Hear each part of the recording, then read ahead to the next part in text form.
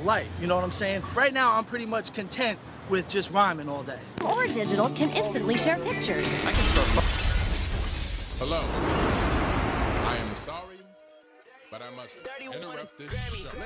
You know what it is. Hey, Ham Solo. It's time, baby. Low. Let's turn out we do. Hey. They said we said we hit. They said we said we on. They said we said we strong. They said we said we gone. We say that you heard right. We say that you heard right. We say that you heard right. We say that you heard right. They said we said we in. They said we said we on. They said we said strong. They said we said gone. We say that you heard right. We say that you heard right. We say that you heard right. We say that you Man, I swear that it's imminent. I've been going so hard on my pimp shit. About to go in and buy me a whip. And I pull that shit fresh off the dealership. I can leave you in red like an Xbox. Got me laughing at you like you red fox. Got you chasing Hot Wheels like a matchbox. EA running the game and it don't stop. Super cold like I'm playing for Blizzard. Cause you all in my sights like Red Dead Redemption. Never gonna slip on my pimpin'. Better get out my way, bitch, I'm on a mission. Really ain't no competition. I'm steady grilling opposition. I'm get up and ready to win. They can play it how they play, but fuck what you say. I'm getting this money today. Last of us like a dying breed. Down the ride like a noble steed. Fatality moves, I make you bleed. That's on any game, that's on any screen. Shut up and give me your money. They said we so lit. Even if I take an L, we coming back just to show that we don't quit. They said we said we hit. They said we said we on. They said we said strong. They said we said.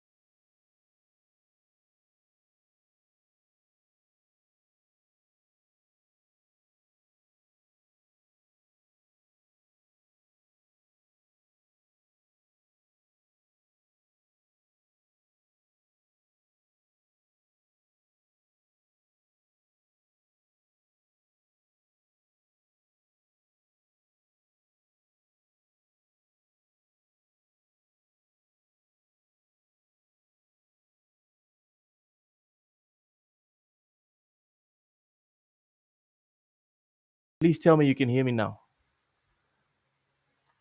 Please tell me you can hear me now.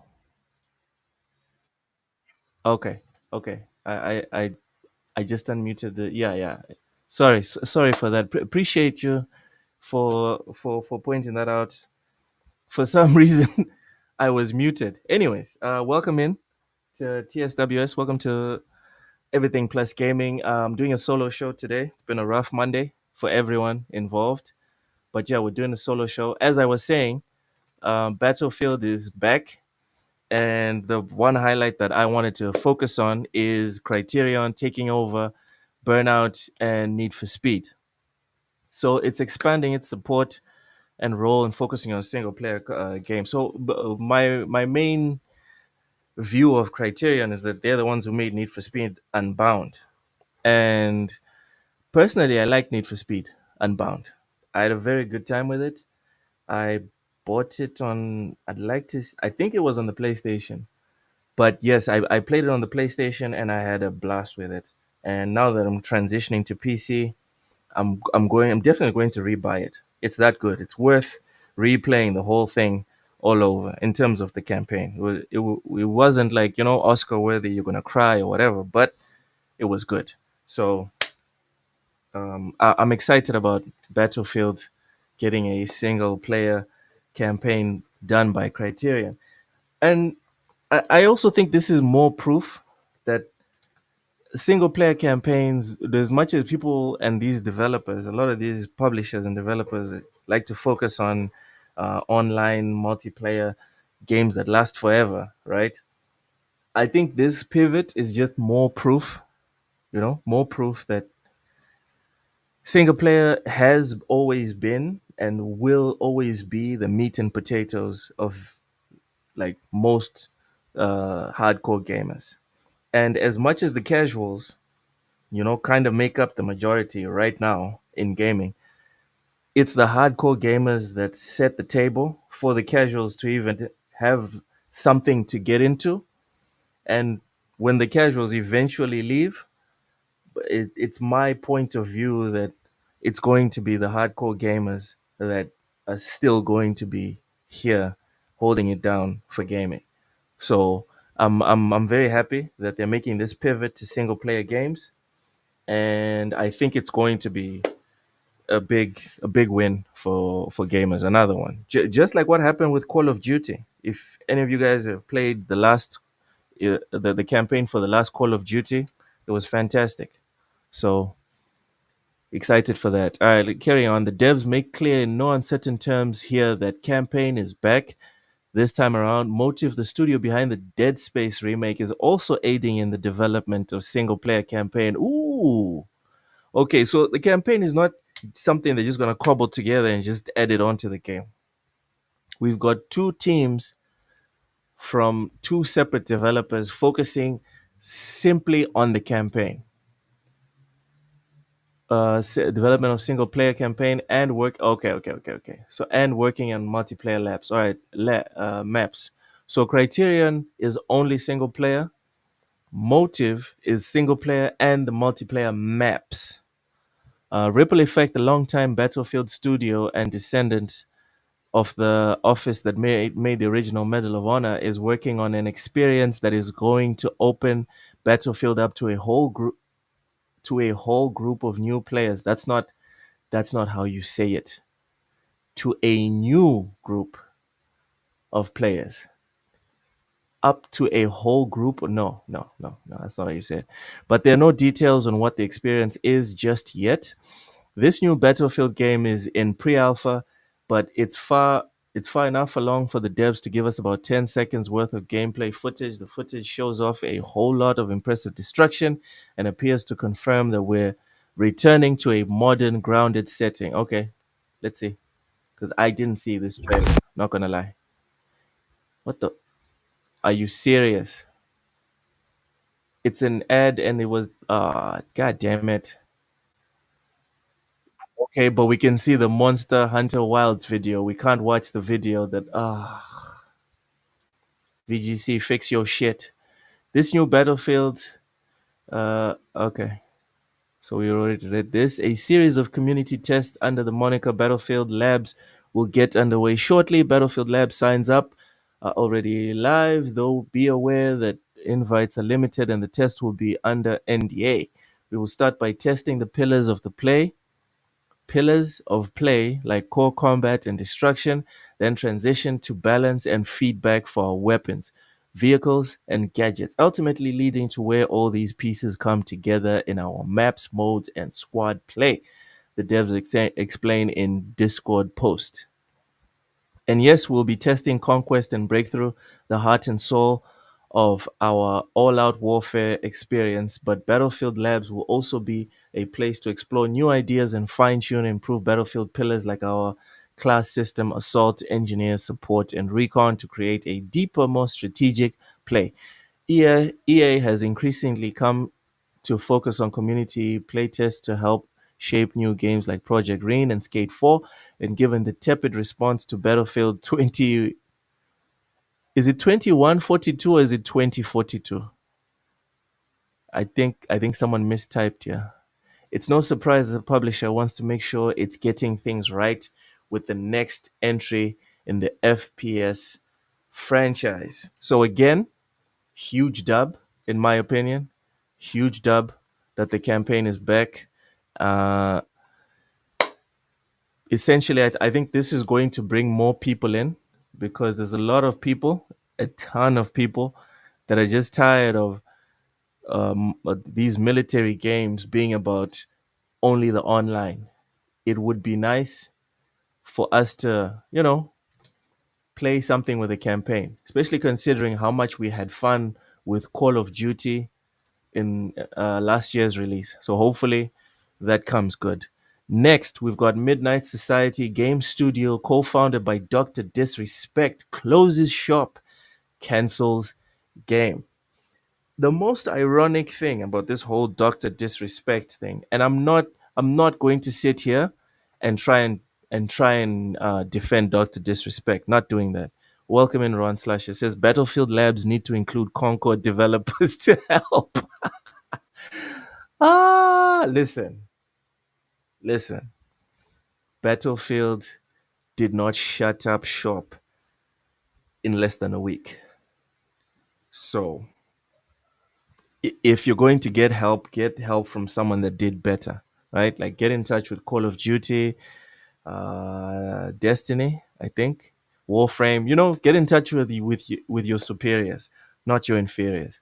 Next, my Midnight Society. Okay, anyway, I read that title, and I was saying I'm not here to defend Dr. Disrespect. Okay, all I'm going to say before we get into the article, all I'm going to say is if a project starts up, right, to make a video game, and the entire inspiration to make said video game, not just the ideas of the game, but even just the clout to get financing, to get people's eyeballs on this project for this specific game, right? If the whole thing is on Ron Slasher, because Ron is such a famous guy, well loved, and whatever, he's got all the clout, etc., etc.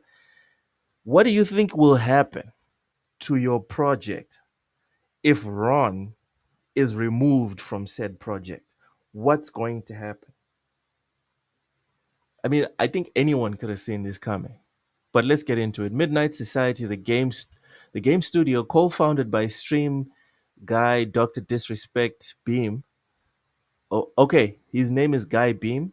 His nickname is Dr. Disrespect. Has announced that it will be closing its doors and canceling its FPS Dead Drop.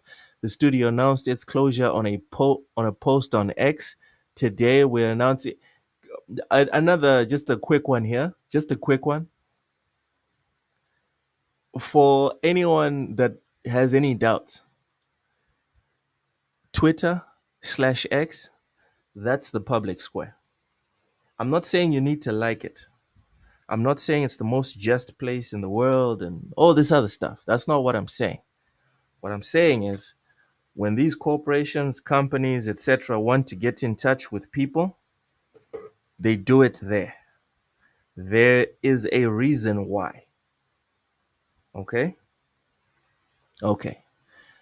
Here's the quote. Today we're announcing Midnight Society will be closing its doors after 3 incredible years with an amazing team of over 55 developers.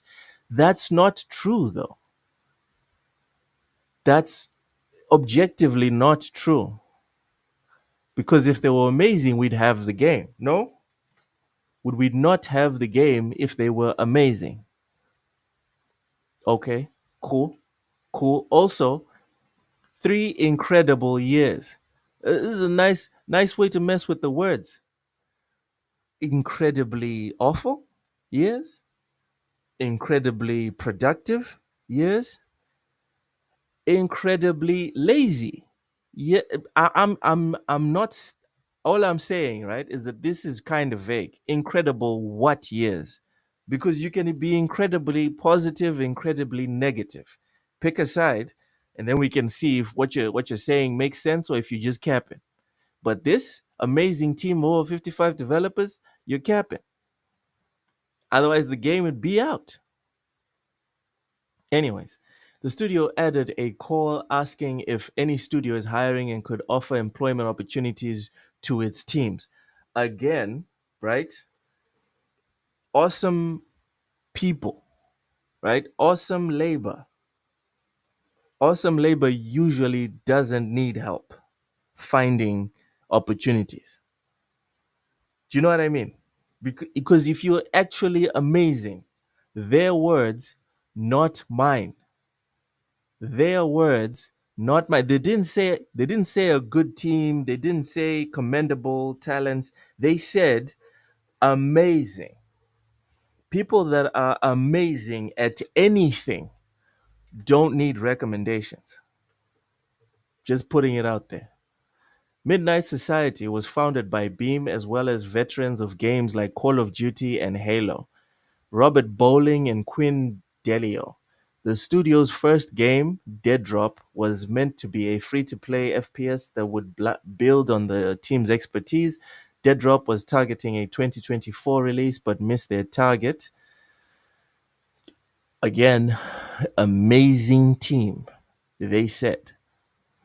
Midnight Society parted ways with Beam in 2024 after the streamer announced exchanging messages with a minor through Twitch's Whispers feature that, quote, sometimes lean too much in the direction of being inappropriate. Despite the split, Midnight Society continued development on Dead Drop until this year when it shut down. So again, I'm not sitting here trying to defend Dr. Disrespect. What up, Oshus?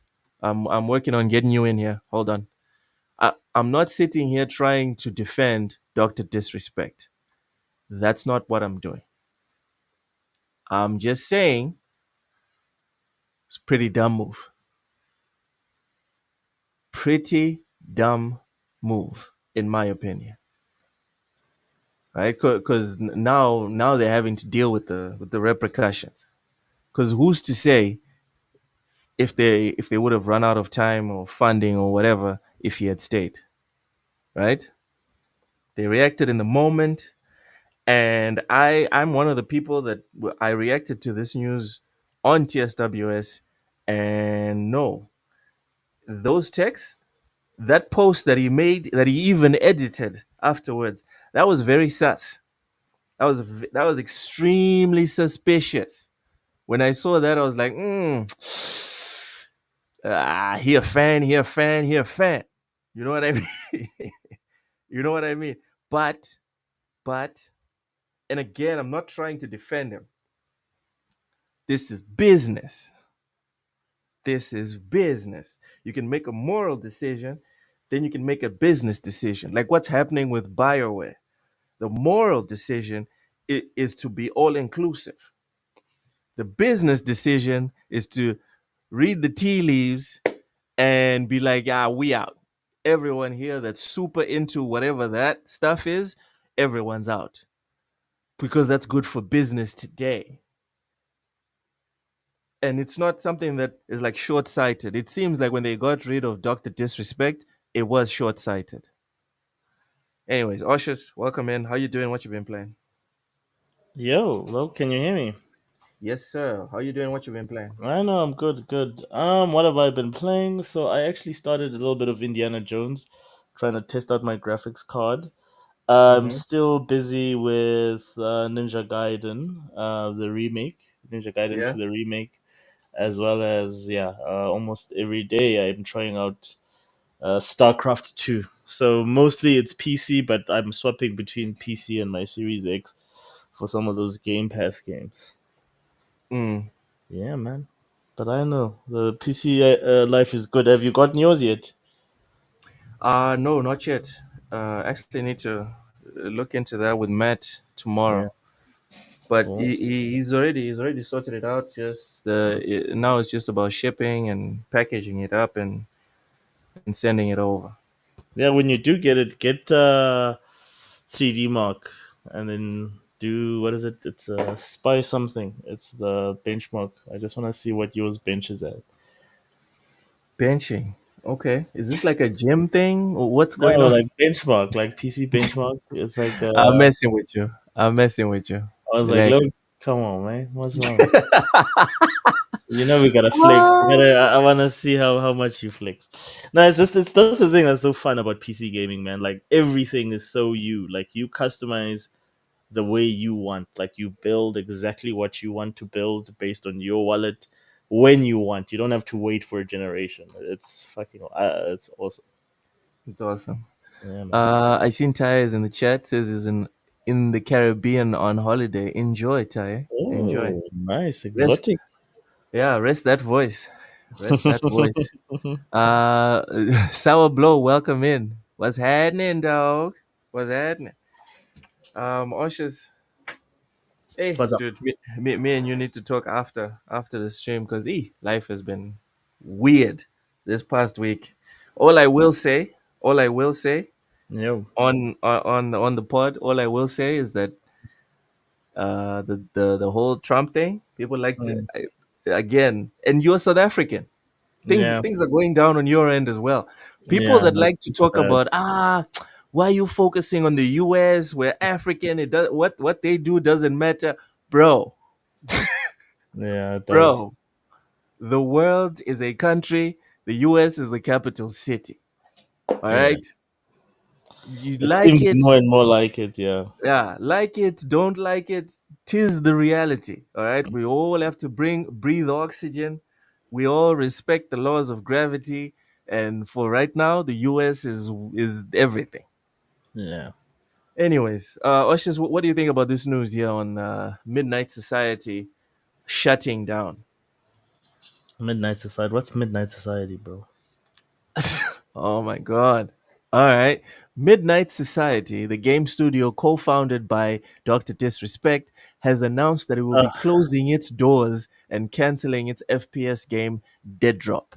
You see, that's why I don't know. Like, because I've never followed that dude. Like, you see, I'm so out of touch with the competitive like gaming scene. Like, I just know like the names. I know Doctor Disrespect from all because he's everywhere, Ninja and so forth. But I'm not really in there. So to be honest with you, I was interested to see what a streamer based studio would be able to produce, because I don't know any other streamer that's actually made a full game or had a partnership where they made a few games. So I was interested to see what the output was going to be, but this does not surprise because again, without Doctor Disrespect, what are they supposed to do? I mean, that's the whole brand. I mean, I'm sure they were building the game around him, and without him, it's not like you can just replace the Mario of the game and put somebody in there and have the thing work. Yeah. Mm. It's difficult. It's difficult, and It it's sucks, something man. people should have thought about, in my opinion, way before they made this decision. It's what happens when you put your emotions in Like, front of money. I don't understand. Like, we participate. Like, well, I participate, or like I'm a part of like way smaller streamers. But like, I wonder how this whole thing work where you're like this mega because he's like in the top 1% of streamers, right? So I Yeah, wonder how this this guy thing. this guy's on some crazy stuff. Like he used to have crazy high numbers on Twitch. Mm, He left Twitch, right? And this is something that it's been proven yeah. statistically. It almost never happens that you have a base, like Hmm. TSWS, for example. We have a base on YouTube, and then we wake up one day and we're like, well, we're gonna shut down our base Hmm. here. We're gonna start streaming on Twitch, and the numbers are either the same or they go up. Dr. Disrespect actually did that. He left Twitch Hmm. with crazy numbers, went to YouTube, and the numbers were still there. Yeah. And that is like super like if I look at like how far those guys have gotten, I look at like your iShow speeds. I Yeah, look those guys are another level, bro. Like, I mean, they were at the Grammys now. That's how relevant they've become. They've like completely crossed over. Like, there was a lot of talk in the early days. A lot of people might not remember this. That a lot of those guys were plants, and they were like, industry. Which, if you look at how, but again, like I give it to them. Like, I'll give them the benefit of the doubt because there's nothing to prove that. Like, they've done well for themselves. Those kids, they've built like incredible careers, including him, Doctor Disrespect. Like, they're that tier that everyone that sort of joins these platforms hopes they get to. But I just Mhm. wonder how that whole thing works when you have a corporate behind, or you have a company managing that whole thing you used to do as a hobby in your basement or in your room. I'm really curious how that works and how you get there and how much control do you have. Does it now run like a corporation, which I assume the fact that they could kick him out of his own company that he started. Um, yeah, it's interesting, man. I really would like to see more documentaries in terms of like the background of how does it work when you've made it as a YouTube streamer. What's the background process? What's the mechanics and the moving parts? Yeah, You the know, machinations of it. yeah, because I mean, he lost control of the company. Did he not? Yeah, Like but by it's the not. time. He didn't lose himself. It's not that they didn't kick him out of Doctor Disrespect. They kicked him out of the video game company that's apart from the brand Doctor Disrespect. You got me? But like, wait, they kicked him out of the video game company that's now going bankrupt or that's now closing, right? Yeah, yeah. Because again, how do you make a Doctor Disrespect game without Doctor Disrespect? That's like that's like Nintendo saying, "Well, we're not gonna make we like let's say we're on Mario 5, right?" And they say, "You know what? We sort of don't want to use Mario anymore. We're gonna replace him with another character." After he's established and he's built your brand, it's hard, man. It really is hard. So I'm not sure how they thought they would survive without him. I would have taken a different route, tried to sort of maneuver through the storm with him somehow. I don't know. Yeah, That sucks, man. yeah. Like, A lot of bad decisions there. Tyre's got some good points. Says the CEO was grandstanding when he got rid of Doctor Disrespect. His grandstanding standing led yeah. them to having no funding, which led to them having no money to pay employees. What a loser. Congrats on being a sap. Everybody applauding the CEO. Will they pay for the employees' wages? Of course not. LOL. This guy is an absolute buffoon. I'm almost happy this happened. People need to get back to reality. And you know what? A slight tangent, Oshus. Um, I am sure that you've seen the news that BioWare is going like full non-corporate. I'm sure that you are well aware about what's going on that side, and for me, it's just a curious situation because there's people coping, right? There's people that were in the in crowd with Bioware when Bioware was slanted to that direction, and now it seems like BioWare again smelled the tea leaves. They read the room and they were like, "Ah, okay, so we're not doing this anymore. Everyone, get out!" And now people are freaking out, talking about, "Oh, I feel like the corporation is not doing the right thing for me, and you know, the corporation is just here to make money, and they used me and all that."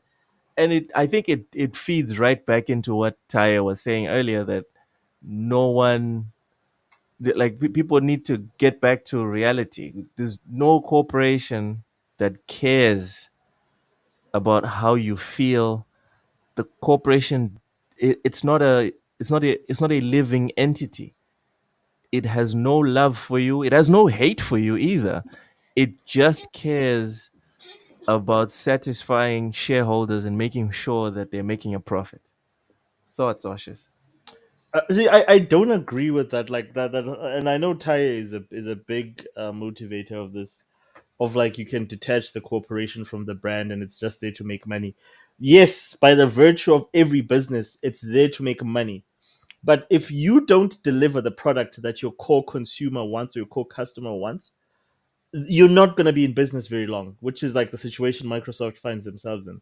I'll give you an example. Apple is probably, in terms of just consumer products, not like through corporate or business growth, just through consumer products. They're the number one most recognizable brand probably in the world right now because Mm. they understand what an Apple customer wants. There's a lot of ridicule about Apple customers, but I worked for an APR, which is an Apple premium reseller for 5 years. And I can tell you this, the consistency in that brand, in the sense that you're getting software, hardware, everything that works almost perfectly together, all made by Apple, to the point that they ended up even moving away from Intel.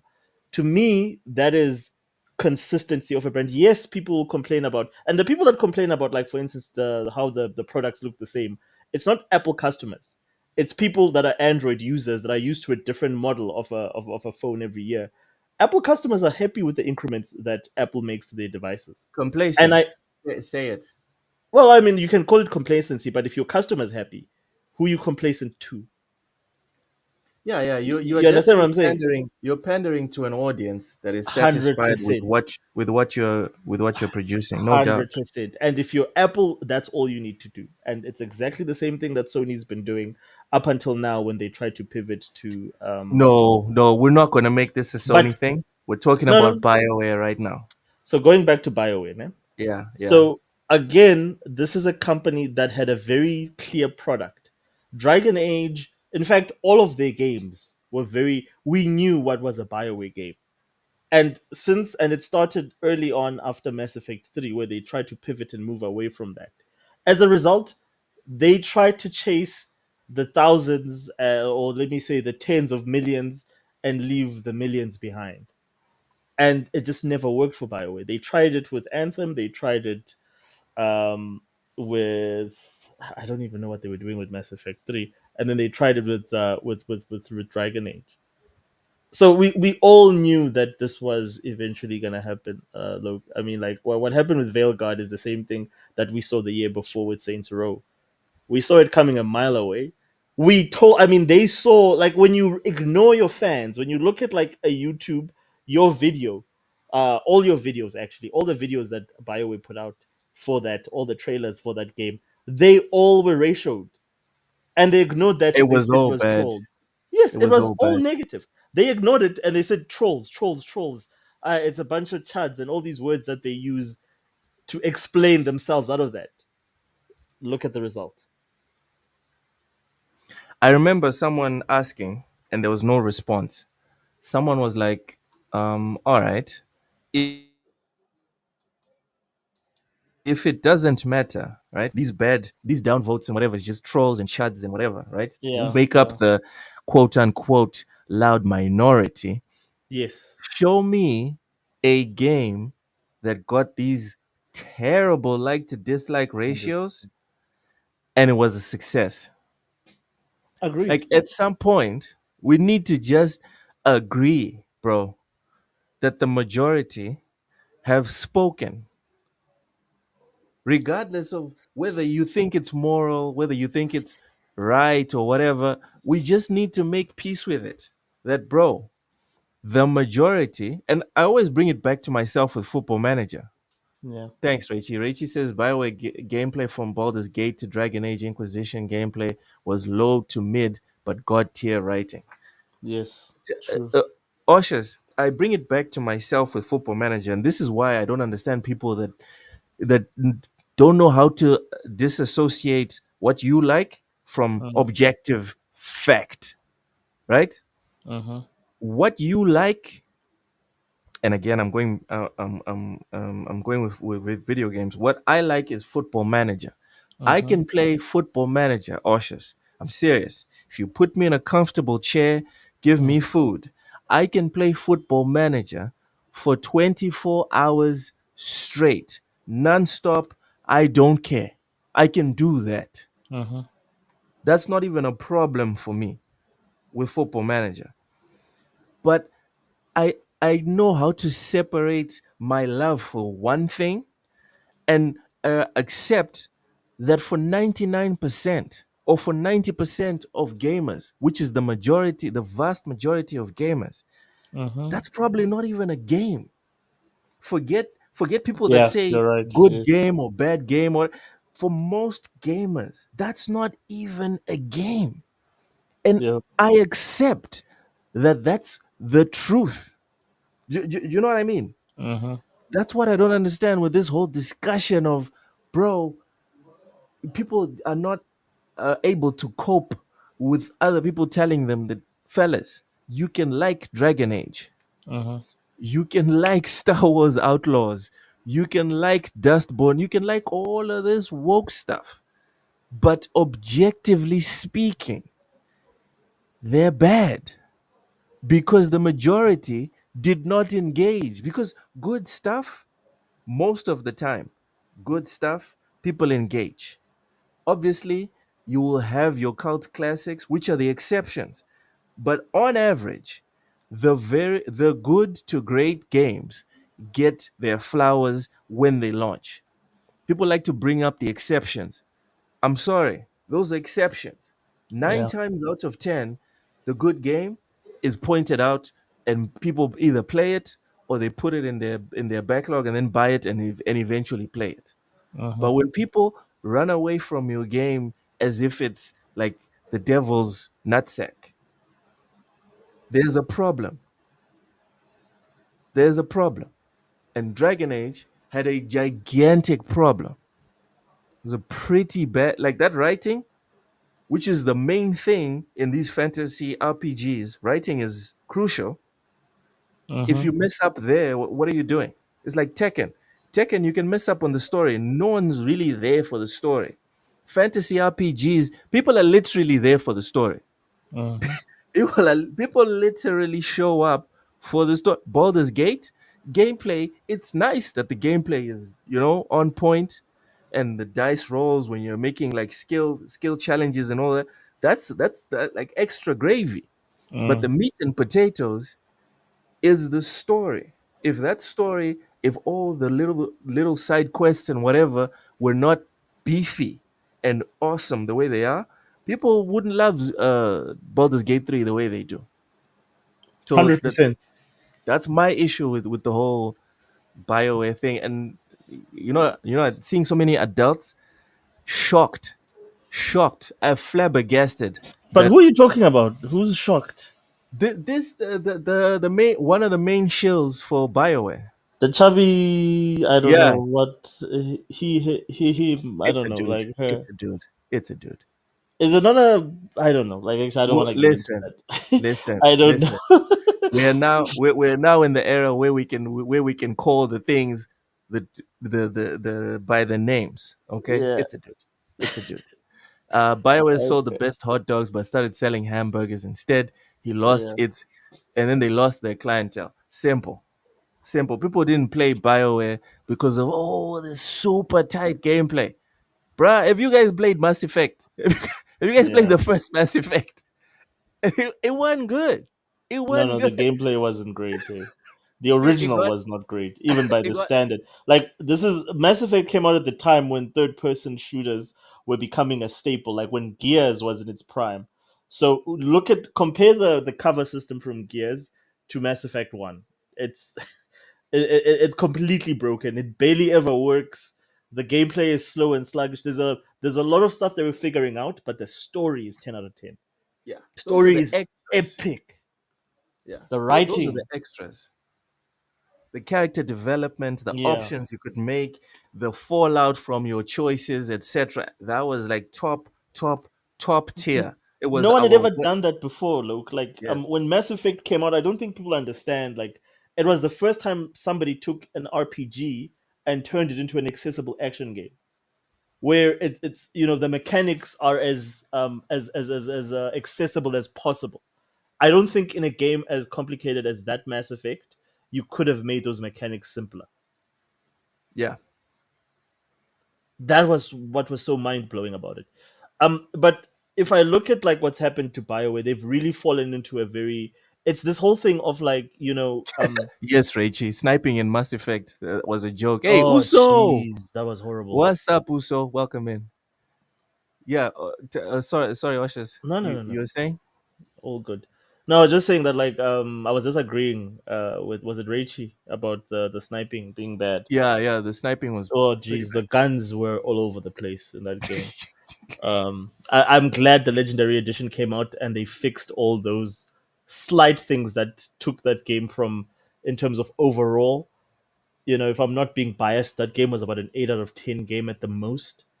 no, Um, but when it came out, Oshers, come yeah. on. No, Day when it came, one. okay, no, you're right. When it came out, there was nothing like it, and There you go. But why? so Why? Why? Because yes, they kept the main yeah, thing, and I they agree. polished the hell out of it. I feel like a lot of these games, and I'm sorry to interrupt your rant, Oshers. Mm-mm. A Go lot of ahead. these games try to do everything. They try to make the gameplay like freaking top tier. Plus, the campaign is off the charts. Plus, the multiplayer is also amazing. Plus, the world building is also top tier. Plus, the movement and cinematography is amazing. Plus, the voice acting. You get me? Yeah, You no, look at Doom. You look at Doom. Doom, right? Doom 2016, one of the best shooters of all time. Period. Period. These guys didn't try to do everything. These not guys are like, really. all right, the main thing, right? The main thing is that smooth 60 FPS battles. They design the arenas, the Mm, enemies to make that the meat and potatoes. That campaign, it's not embarrassing. It's decent, but you can tell that that wasn't their main focus. no, And that's fine. Because what happens is when you pick one thing to make that extra, extra, extra juicy, everything else is just gravy and no one's going to crap on you. Dragon true. Age, sorry, no, not Dragon Age, Baldur's Gate. Baldur's Gate picked their niche. They Mm-hmm. didn't try to do too much. They picked what they're awesome at, and then they went full tilt into just writing, narrative, and just a little bit into character customization. The movement of those characters till today is still kind of weird. The Yeah. traversal still kind of weird. There's little shortcomings that you can look at and be like, ah, okay, that wasn't perfect. That wasn't perfect. Mm. But you know what? The meat and potatoes are world class legendary levels. And It's weird. Sorry, go ahead. no, go ahead, bud. No, I was gonna say it's weird that like Baldur's Gate is a BioWare thing. Like BioWare literally created that franchise in the video game sphere. And Yeah. if you look at like what it does, just like I say with Cyberpunk, they perfected all the things that BioWare did with all their previous games. This is the sort of everything I love about Baldur's Gate is what I wanted to see in sorry, not Mass Effect, and Dragon Age. Deep Oof. story. Like, dude, they had me like that game had me so quickly because Say that you could again. Say it again. sorry? Osh. Say it again, please. Oh, about like Baldur's Gate. That everything I No, loved about Baldur's Gate 3 is what I you wanted wanted to see. in Veilguard. Someone rest in peace, Oshus. Rest in peace, Oshus's expectations. Go ahead, but finish What your do you point. think they were unreasonable? Yes, from that trailer. No, dude, from the first Yeah, trailer, from the first trailer. from the very first trailer, anyone with two eyes Hmm.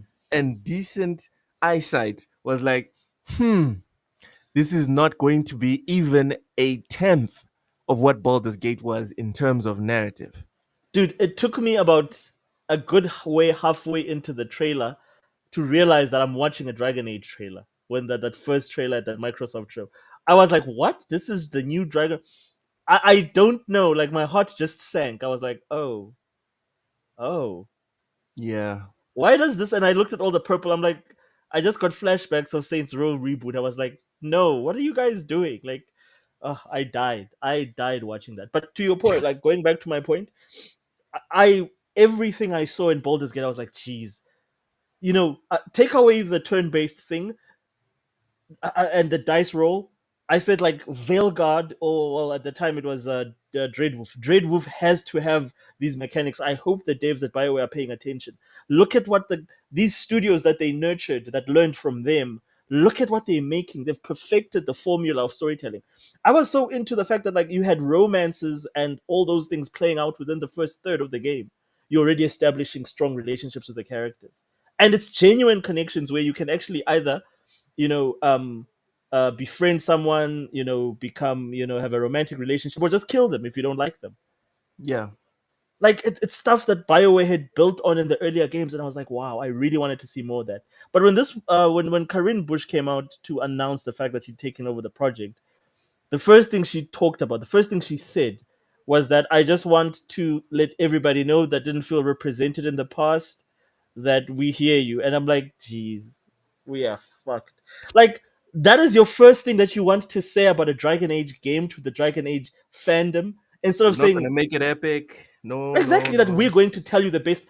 I would expect something like we're going to tell you the best fantasy story since Game of Thrones or whatever, something like that there.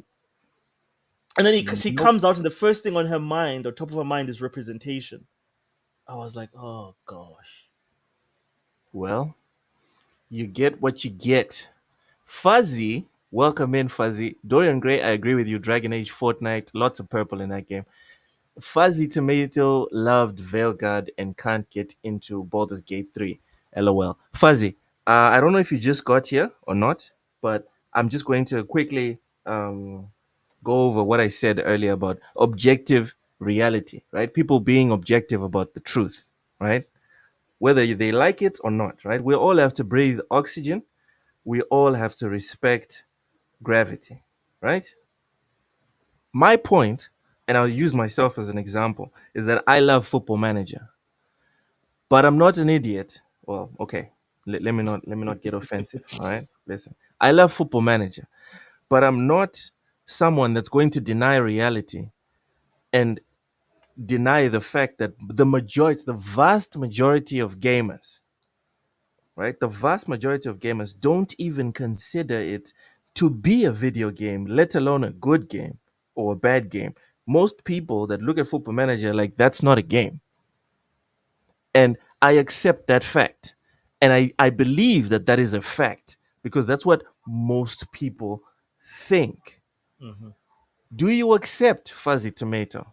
Do you accept that although you love Veilguard, Baldur's Gate 3 is objectively a vastly better game according to what the vast majority of gamers believe? Mm-hmm.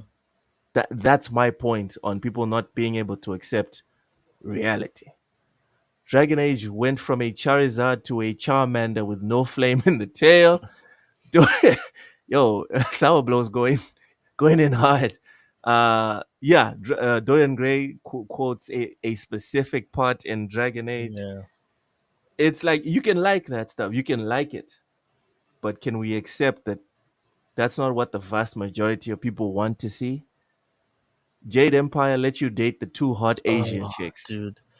It lets you play the two hot Asian chicks as well. That's what I loved about that game. Like the character designs were so awesome. Like Jade Empire sort of like hinted to me like what BioWare wanted to do, like their ambitions if they had their own IP.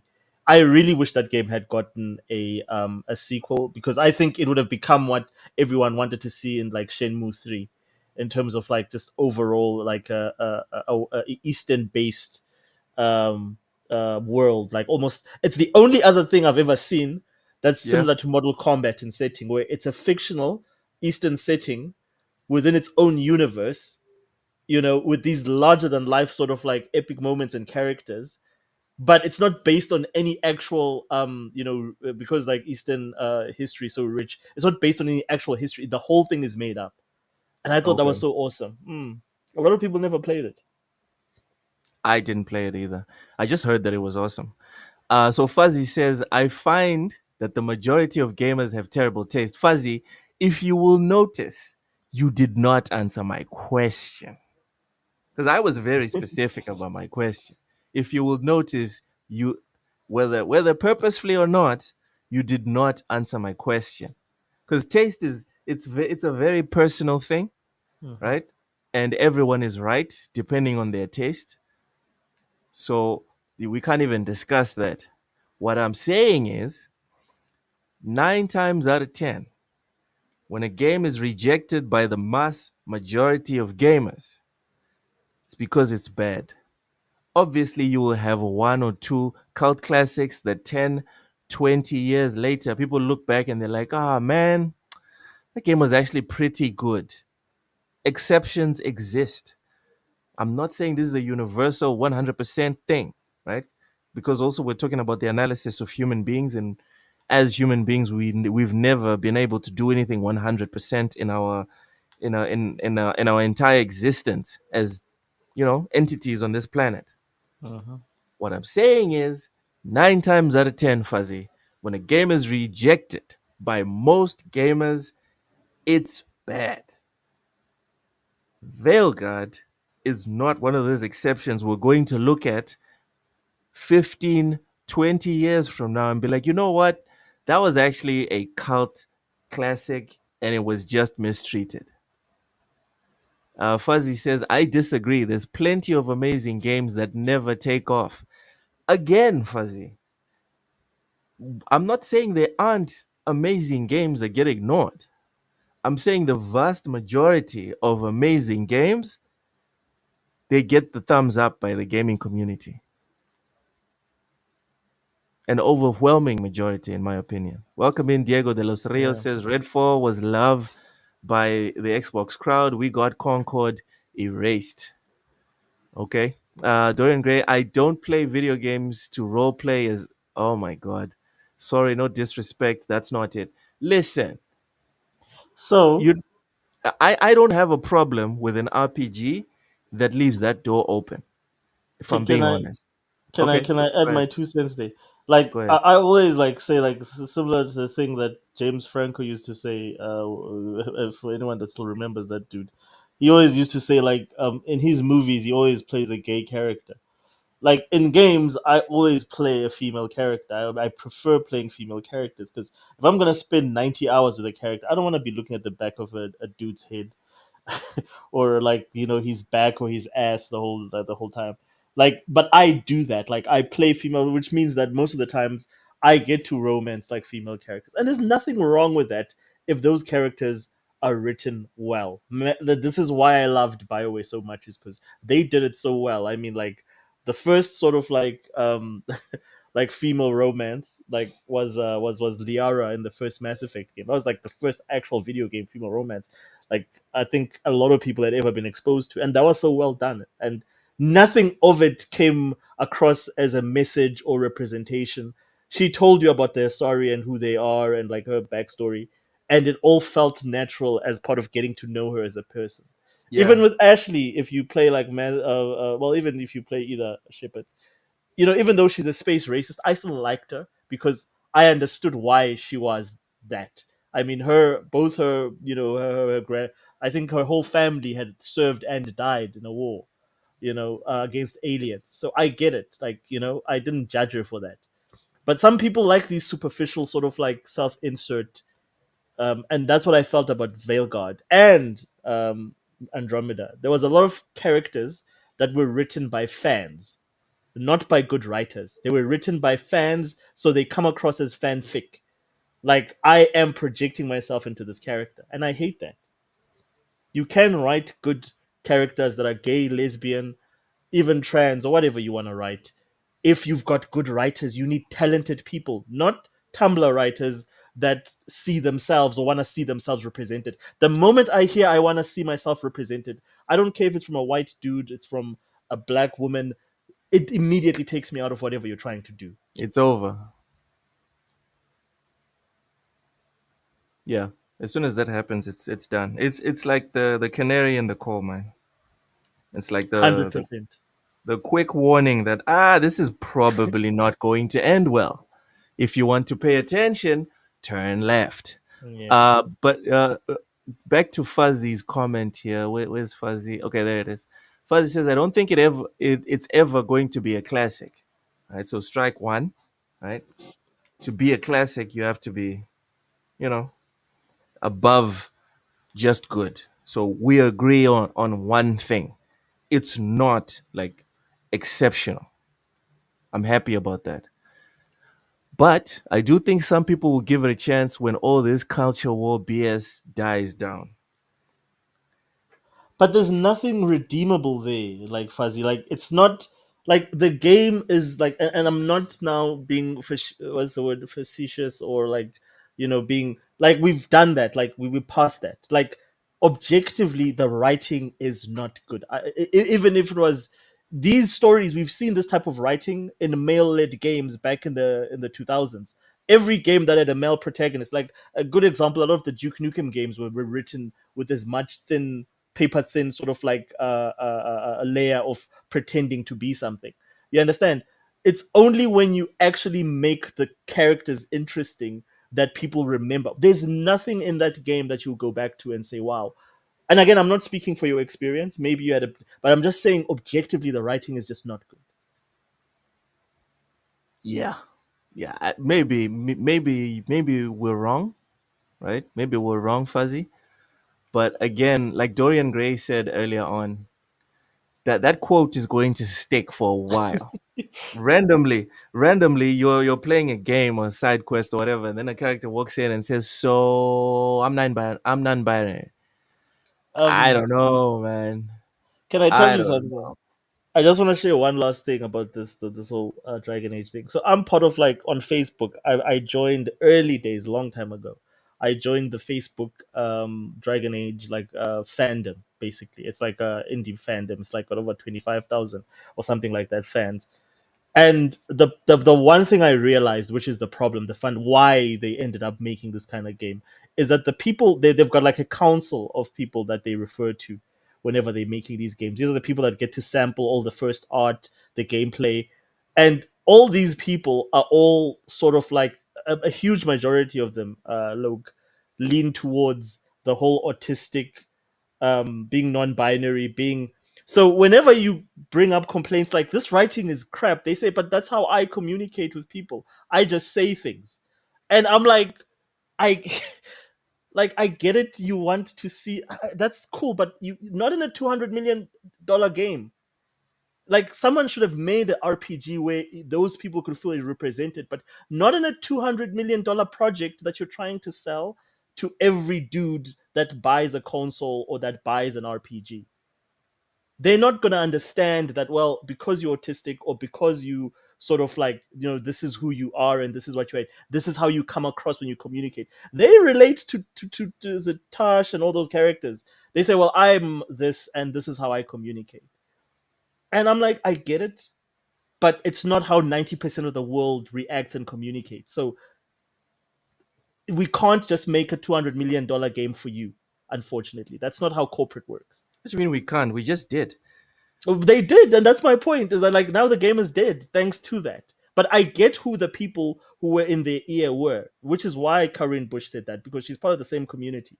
All of the people that were working in that, they were part of that community, that zeitgeist. My thing is, who's the money guy that allowed that to happen? Someone should have been mature enough to say, whoa, guys, this is great, and we can have maybe some missions that deal with some of the stuff, but the core gameplay has to appeal to the core fans. The gameplay, I spoke to Matt and Ham about that. The gameplay they said was tight. But they're not Um, Dragon Age fans, both of them. true, true. They're very But much casual. They were just like, yeah, it's cool, it's passable. no, if I'm not mistaken, Matt for a good while was like Dragon Age was his game of the year. If I'm not mistaken. Because again, if you like games like God of War, you'll like it. But if you're a Dragon Age fan, that is not why you buy Dragon Age. Not for that. Combat in Dragon Age is very specific. Even in Dragon Age 2 that everybody hates, you still have a lot of the elements that make Dragon Age combat. This game had none of that. It just used like a very similar combat system to try to games like God of War, which are action games. Totally Mm. nothing RPG about how you navigate and control the characters during battle. So to Fuzzy's point about people revisiting the game eventually, Raichi said something interesting. He said when Anthem released, every BioWare fan were like, finally, a new BioWare game, a Destiny game with God tier writing. And I was one of those people. Mhm. Ultimate Edition, the whole shebang. the whole shebang bang. I was like, let's go, baby. BioWare finally, the gameplay of Destiny with some proper writing. Because I also tried Destiny and I was disappointed, right? Because I'm a story guy. And to Raichi's point, Fuzzy, people probably won't come back to Dragon Age. No one came back to Anthem. You know, Um, no one came back to Anthem. do you think the two are comparable though, Luke? Because Anthem was a new IP, Dragon Age has already been established. This was the fourth entry. Do you think that the fan base, that the 12 million people, let's say out of that 12 million, Okay, there's 7 million people that are actually, or let's say six, let's be generous and say half are actually interested in RPGs and Dragon Age. okay. Do How you many think those people went players, back to Andromeda?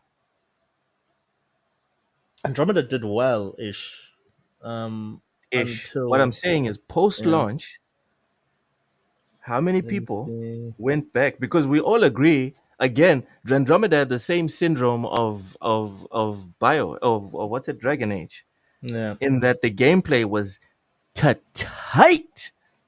yeah, it The was gameplay for exactly. Andromeda Yeah. was very tight. It was the best in the entire franchise. I don't even care. Shepard can go suck an egg. That was the best gameplay I've ever had in a Mass Effect game.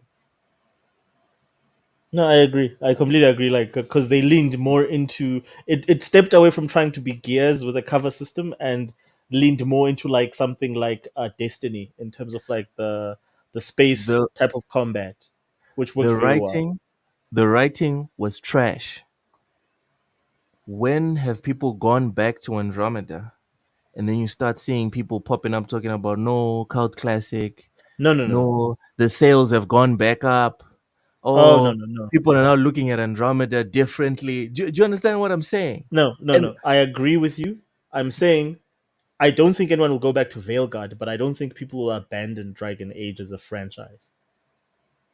People still want a that's Dragon another Age thing. game if it was That's good. a And that's another point. I was just specifically talking about Veilguard no, no, to no. Fuzzy's point Veilguard that is people dead. will No come one back. will ever. That just like Andromeda. To your point, no one will ever go back to that game, and unless it's part of that community, that niche community that sees themselves in Tash and all these characters and the way that they're written, How the many of lore. them, bro? There's not a How lot. many That's of the them? point. Because now there's now rumors that even that 1.2 million that they reported at the shareholder meeting, even that was inflated. No, no, it's not a rumor. It's they counted actual. They counted numbers from what is that service of theirs? Yeah, People that signed up ESA. for. Yeah, they counted all numbers relating to subscriptions and things like that. That's why they said active users or So it was players. inflated, It was definitely, it was not sales. bro. So how many people bought this game? And I these are think the people five that hundred are, thousand. and we're counting on these people to revisit because we're not counting on new purchases Yeah. because the story is already out on Veilguard. It's already out. And first impressions in gaming, at least, first impressions, that's it, bro. If Yeah. people wake up and they're like, yeah, Elden Ring is one of the greatest games of all time, it's not going back. It's just that the genie is out of the bottle. No, you're As a right. Met- I agree. as a Metal Gear Solid fan, I still remember when MGS5 came out, when everyone started talking about, wait, Kojima didn't finish the game? When people played the game and then there was sus segments of the game and the campaign, Yeah. you don't run away from that stink, bro. It just, I don't care how established your IP is, it's not going to end well. Did you ever finish Metal Gear Solid 5? No, I Because didn't. it's the only Metal Gear Solid game I never finished. I'm salty about the whole Kojima thing. I'm still salty. You know what? When my PC arrives, I've already bought the Metal Gear collection on PC. Yeah. Collection number one. Nah? I'm hoping Delta will come packaged with collection number two. If it Yeah. doesn't, whatever. But yeah, I think I'm just gonna replay through the whole series and then go from there. Diego de los Rios says also the writer of Horizon is going to Obsidian, and it's been praised. Same writer that wrote Aloy. Listen, I hope this is Yeah. not true, Diego. Honestly, I hope it's not true. Fuzzy also said combat and level design were both great and the story was good. It was the dialogue that held it back. So again, Fuzzy, I'm not trying to just hate on this game for the sake of hating it. It's about the meat and potatoes. People buy Tekken for the fighting, they buy Call of Duty for the shooting, Mhm. they buy Forza for the racing. If those three franchises mess up on the meat and potatoes, it doesn't matter about the extras. It It's doesn't this. matter. It's the same thing with Gears 4 and 5. Like, I can't tell you what it is, but there was something off about those two games. And it's not that the story, because the story was They not sanitized it. really. They Yeah, but there's sanitized. something about the gameplay. It's like the characters. Like, I felt more like the kills felt more satisfying in the first three games for some reason. I don't know what it is. Again, going back to my original point, it was sanitized. In Gears 4, you spend a huge chunk of the first 3 or 4 acts fighting robots. You're right. Yes. You know how many people left as soon as they went through like 1 or 2 checkpoints and they Yeah. keep fighting robots. A whole bunch of people are like, oh, so this is Gears now. All right, bye. And then they went straight to the multiplayer, or they left and Yeah. didn't play it because there's a lot of people that buy Gears just for the campaign. Yeah. They Like, buy I it. buy those games for the campaign. Same with Halo. Yeah. I used to play the multiplayer religiously until Gears of War 3. When the fourth one came out, I was deep into my, dad cycle. There was Mhm. just no time in the day for me to be fucking sweating it out in the multiplayer and actually keeping up with everyone. So I was like, whatever, we'll just play campaign. And I still remember Gears of War 4. I asked my brother, because he lives in a different city, to Mhm. catch a plane and come stay over, and we play Gears of War 4. We played it, we finished it, right? We finished it, and we both agreed it was kind of mid. Just in case people starts talking about, oh, they're sexist because Gears of War 5 had a woman. No, no, we thought She 4 was was hot mid. though. Like, what's We her name? thought, Kate. yeah, we thought Gears of War 4 was mid. But Yeah. you Like, know what again. we know, so what Sorry. we Go ahead. did after that, we just uninstalled Gears of War 4 on my Xbox One, and then we went back to replay Gears of War 1, 2, and 3 on the highest difficulties, and that was it. That was the week. That's what we spent the whole week doing. Gears of War and Tekken. Gears of War 5, we did the same thing, but we couldn't even finish the campaign. We both noped out Mhm. of the campaign on Gears 5. And I thought Kat was like hot for like a. She wasn't designed because if you go back to her design in Gears 4 and you go to Gears 5, there's nothing DEI about her character design. But you could start to tell that they really started to sort of cover her up and put her more armor. The And writing was DEI. what The was writing what was what do you think DEI. was DEI about it? The place where we noped out. Um, have you finished the campaign of Gears I've 5? finished both campaigns for 4 and 5. I've Okay, finished all so Gears games. all right, so Gears 5. Hmm. There's that part. I think it's like 6 or 7 hours into the campaign when you're Yeah, in the village with Kate, JD, and the black dude, the snowy village. yeah, And then there's an exchange with Marcus. Uh, no, was it with Marcus or with JD? No, it was with JD. And yeah. she is effectively shouts towards him. And I'm paraphrasing here. You're just mad because this story is not about you, the straight Yeah. white male. But You did she remember say that that? part? Did she use those words? Again, I'm paraphrasing. Okay. She didn't say that exactly, but she implied that is what you're saying, that you picked up on that. No, no, she was pretty direct about it. I don't have the exact words. You're gonna make me reinstall that motherfucker No, just so I just can Google take a what she said. snippet. Like, what did Kate like? This is my thing, right? Yeah, I maybe I wasn't checking for it. I didn't see. I could dude, tell I that they were wasn't trying. checking for it either Is it? when it happened because we actually care about the story and the campaign and whatever. When I watch cutscenes in Gears of War, I don't just You know, oh, the cutscene starts. Let me go get a coffee or get milk or let me, I don't know, do something else while the cutscene rolls. I actually watch it and pay attention to it. Me and my brother do that. And when she said that and did that, we both looked at each other like, the fuck? I, funny enough, don't remember her saying anything DI like. All right. Well, I'm not. you I'm know not. what? But I I'll will. I go will check. look into. I will look Yeah, into the script, and then next Tuesday I'll read it yeah. out to you. Because Richie. basically, yeah. Yeah. No, no. Go No, ahead. all Go I'm ahead. saying is that it wasn't. It didn't come off like, for instance, what's a game I can. It didn't sort of give me the same vibes as, say, something like South of Midnight, where I can tell that the game had a lot of like feminist leanings. No, no, it didn't. Sort of. Leave South of Midnight alone. Yeah. What did you see in South of Midnight? What did you see?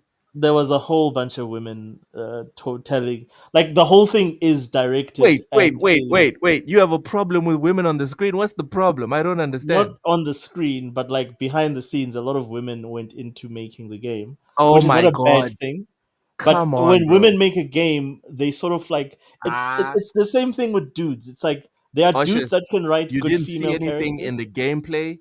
You didn't see anything in the Yes, trailer, I did correct? see there's something in the gameplay. Like the What did gameplay is you about see? you saving your mother or something like that. There, like And I don't know, dude. Like there's nothing there that I'm interested in actually get the doing. hell out, bro. No, no. I'm gonna need you to be more specific. All right, because there's a whole bunch of great games about saving your mom, saving your dad, saving Okay, your what wife, would make a guy want to do that as that save his character in mother, that world? save his mother.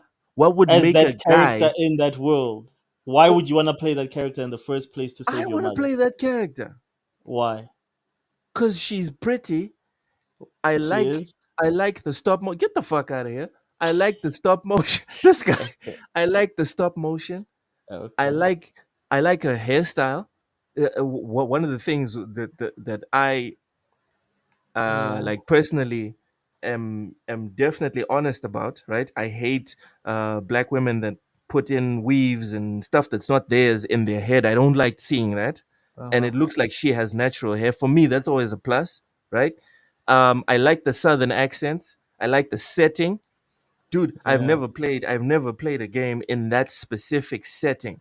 And then with like the African American folklore kind of intertwined in there, that again, it's fresh and it's not boring because Dustborn was also fresh, but it's grating and it's irritating. I'm going to finish it because that's what the members on TSWS want me to Uh do. huh. But I hate the experience, but I'll do it, right? Hmm. So again, you asked me why I want to play that game, bro, and it's got like little sprinkles of souls like in there. My guy, that's my jam. What are we doing? What No, are we none. doing? But maybe that's where me and you are different. Like all the stuff that you said is just not appealing to me. Like I'm not fascinated by the character design. Like I've seen. Like again, I'm not like, for me this whole representation thing or seeing, it's not my thing. Like I play games for very different motivations and reasons. Which is fair. Um, Which is fair. and again, I'm not saying like this is my thing. I'm not saying the game is garbage or the game is this and that or What it's you're saying is woke or that the whatever. majority of gamers will reject it. Correct? I'm saying, as someone who thinks I'm pretty much in the zeitgeist of what the majority of gamers are into, I don't see the appeal for an average dude playing that game. Like, And what Oshus, is it that would get him to play that game specifically? That is why I said after the showcase, even when we were reviewing it, I said these guys are targeting this game at the wrong market. They should really sort of, if I was selling this game to them, I would really look for a market that is very much more female orientated, not necessarily the guys that play Doom or any of those games. Look for games that are a little bit more, for the lack of a better word, softer in their appeal. Because that's where the value of that game, where a lot of people will discover it as. That's but again like, Oshus, if going back it, to it Cat. Sorry, yeah. Go ahead. this goes back to the whole objectivity thing. Even though I said everything I said here about being interested in in no, not Andromeda, in south of what's it, south of midnight, I don't think you're wrong. I wouldn't be surprised if the game comes out and then a whole bunch of people play it on Game Pass, and then on Steam it's like struggling to break 1,000 players. I wouldn't be surprised, and then I fall in love with the game. I wouldn't be surprised with it. And I'm not sitting here saying that you're wrong and people will just misunderstand the game and whatever. I just also agree with you that in the zeitgeist of 90% of gamers, South of Midnight probably isn't gonna pop. Yeah. But for me, it's a banger. The same way I was sure when I saw Elden Ring, I was like, oh yeah, this one's a banger for me. I had no idea Elden Ring was going to be so widespread, like adored. People like to look back and talk about how Elden Ring, no, everyone knew it was going to be a banger and whatever. Me personally, I wasn't so sure. Yeah. I wasn't so sure. It's not to say that they flop, but FromSoft games are very specific, and usually we're talking about 5 to 8 million sales. No one saw 25, 30 million. No one saw that. But that's No one how. saw no one saw the entirety of the Yeah. internet just shutting down. I think it was February 2023 when it came out. Yep. That whole month and half of March, it was, bro, Elden Ring was inescapable. On Twitter, you couldn't there was nothing else but Elden Ring. Mm. No, I agree with you. But I think, like, again, going back to what I said about core fandoms, that core fandom of 6 to 10 or 8 million can generate or can get you to a point where your game goes over to be a legendary like sort of game. Same with The Witcher. The Witcher 2 was in a similar position with Dark Souls 3, moving on to The Witcher from The Witcher 2 to The Witcher 3. The Witcher 3 was the game that made that game mainstream and made it sell over 25 million. But it takes that core audience of millions supporting it game after Yes. game after game. And the problem is EA, your Microsoft, and all these big publishers don't have the patience to do that. If you nurture a brand and you take care of your core audience, I've never once heard, maybe with Dark Souls 2, like that's the only game I've heard Dark Souls fan complain about and say they were not happy with some of the design decisions taken. But Dark Souls fans or Souls fans love Dark. They can have 100 games that play exactly like that; they'll still play them. And that's True. what I'm saying is that core audience is so important of a few million. The problem is the moment you take the EA or big publisher approach, you expect everything to do Fortnite numbers. You expect everything to do Call of Duty numbers. So you think by putting enough money and not consulting, if you go back to how games like Baldur's Gate were put together, go back to games like Warhammer 2. So much fan input went into that, into like these guys went and they were in constant communication with the core audience, the people that supported the previous games, like that sort of thing, like, and that had like real input that talked to the brand. And Yeah. that's all Dark Souls and Elden Ring is. It's a game that stays true to what the people. They didn't try and reinvent the game because of the fact that now they're trying to appeal to a wider market. They just expanded the same formula. Yeah. Yeah. Oh my God, Fuzzy. Fuzzy was comparing the dialogue in Velgard to the CW. Listen. I could write a manga, or I could write a comic book tomorrow. It'll have better dialogue than the CW. All right. I still remember Batwoman saying it will be perfect when it fits a woman. Oh my God. Cringe. So cringe.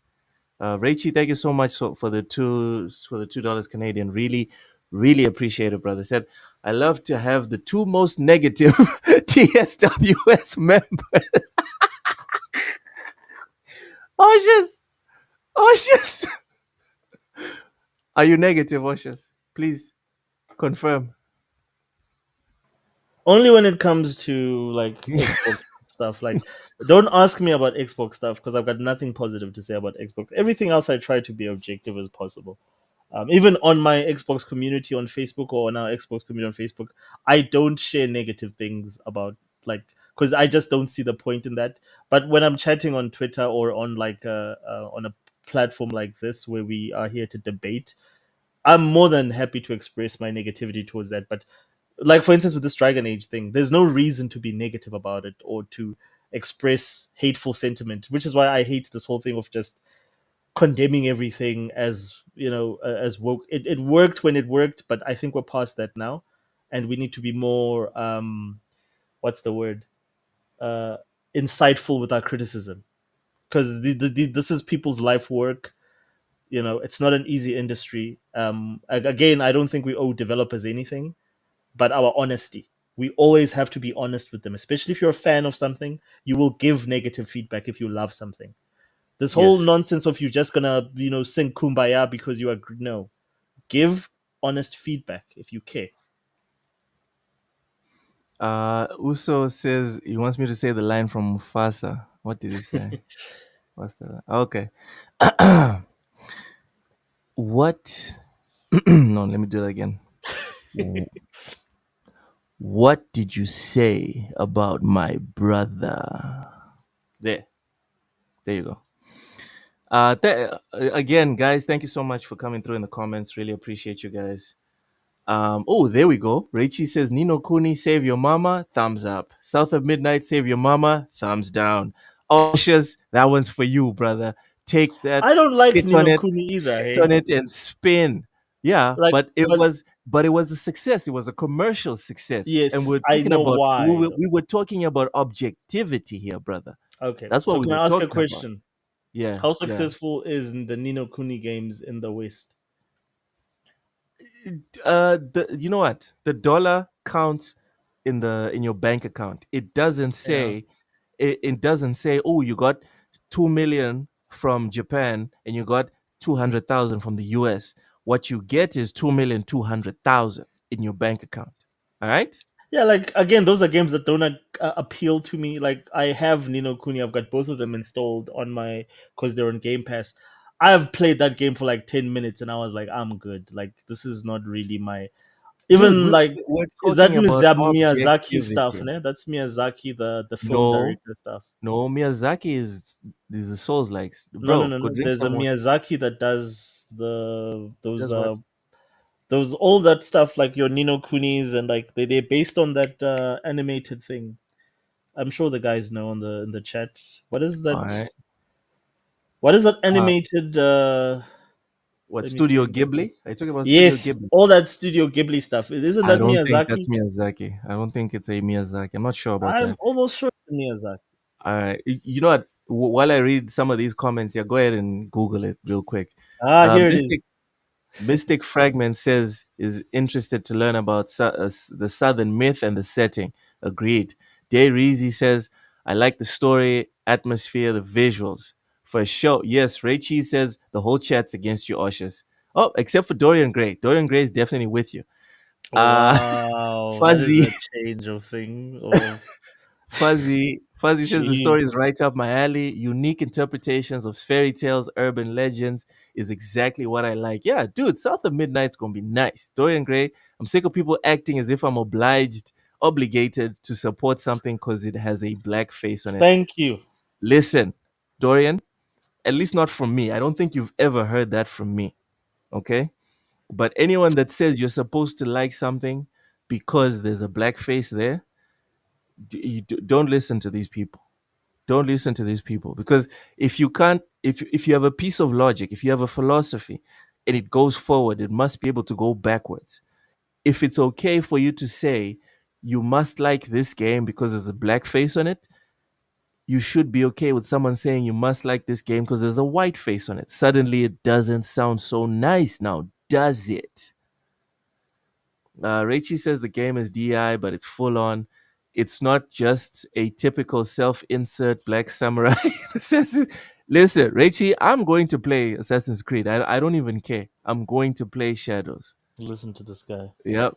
Matthew Hum, I won't even take a chance on Star Wars until Battlefront 3 drops. Yeah, yeah.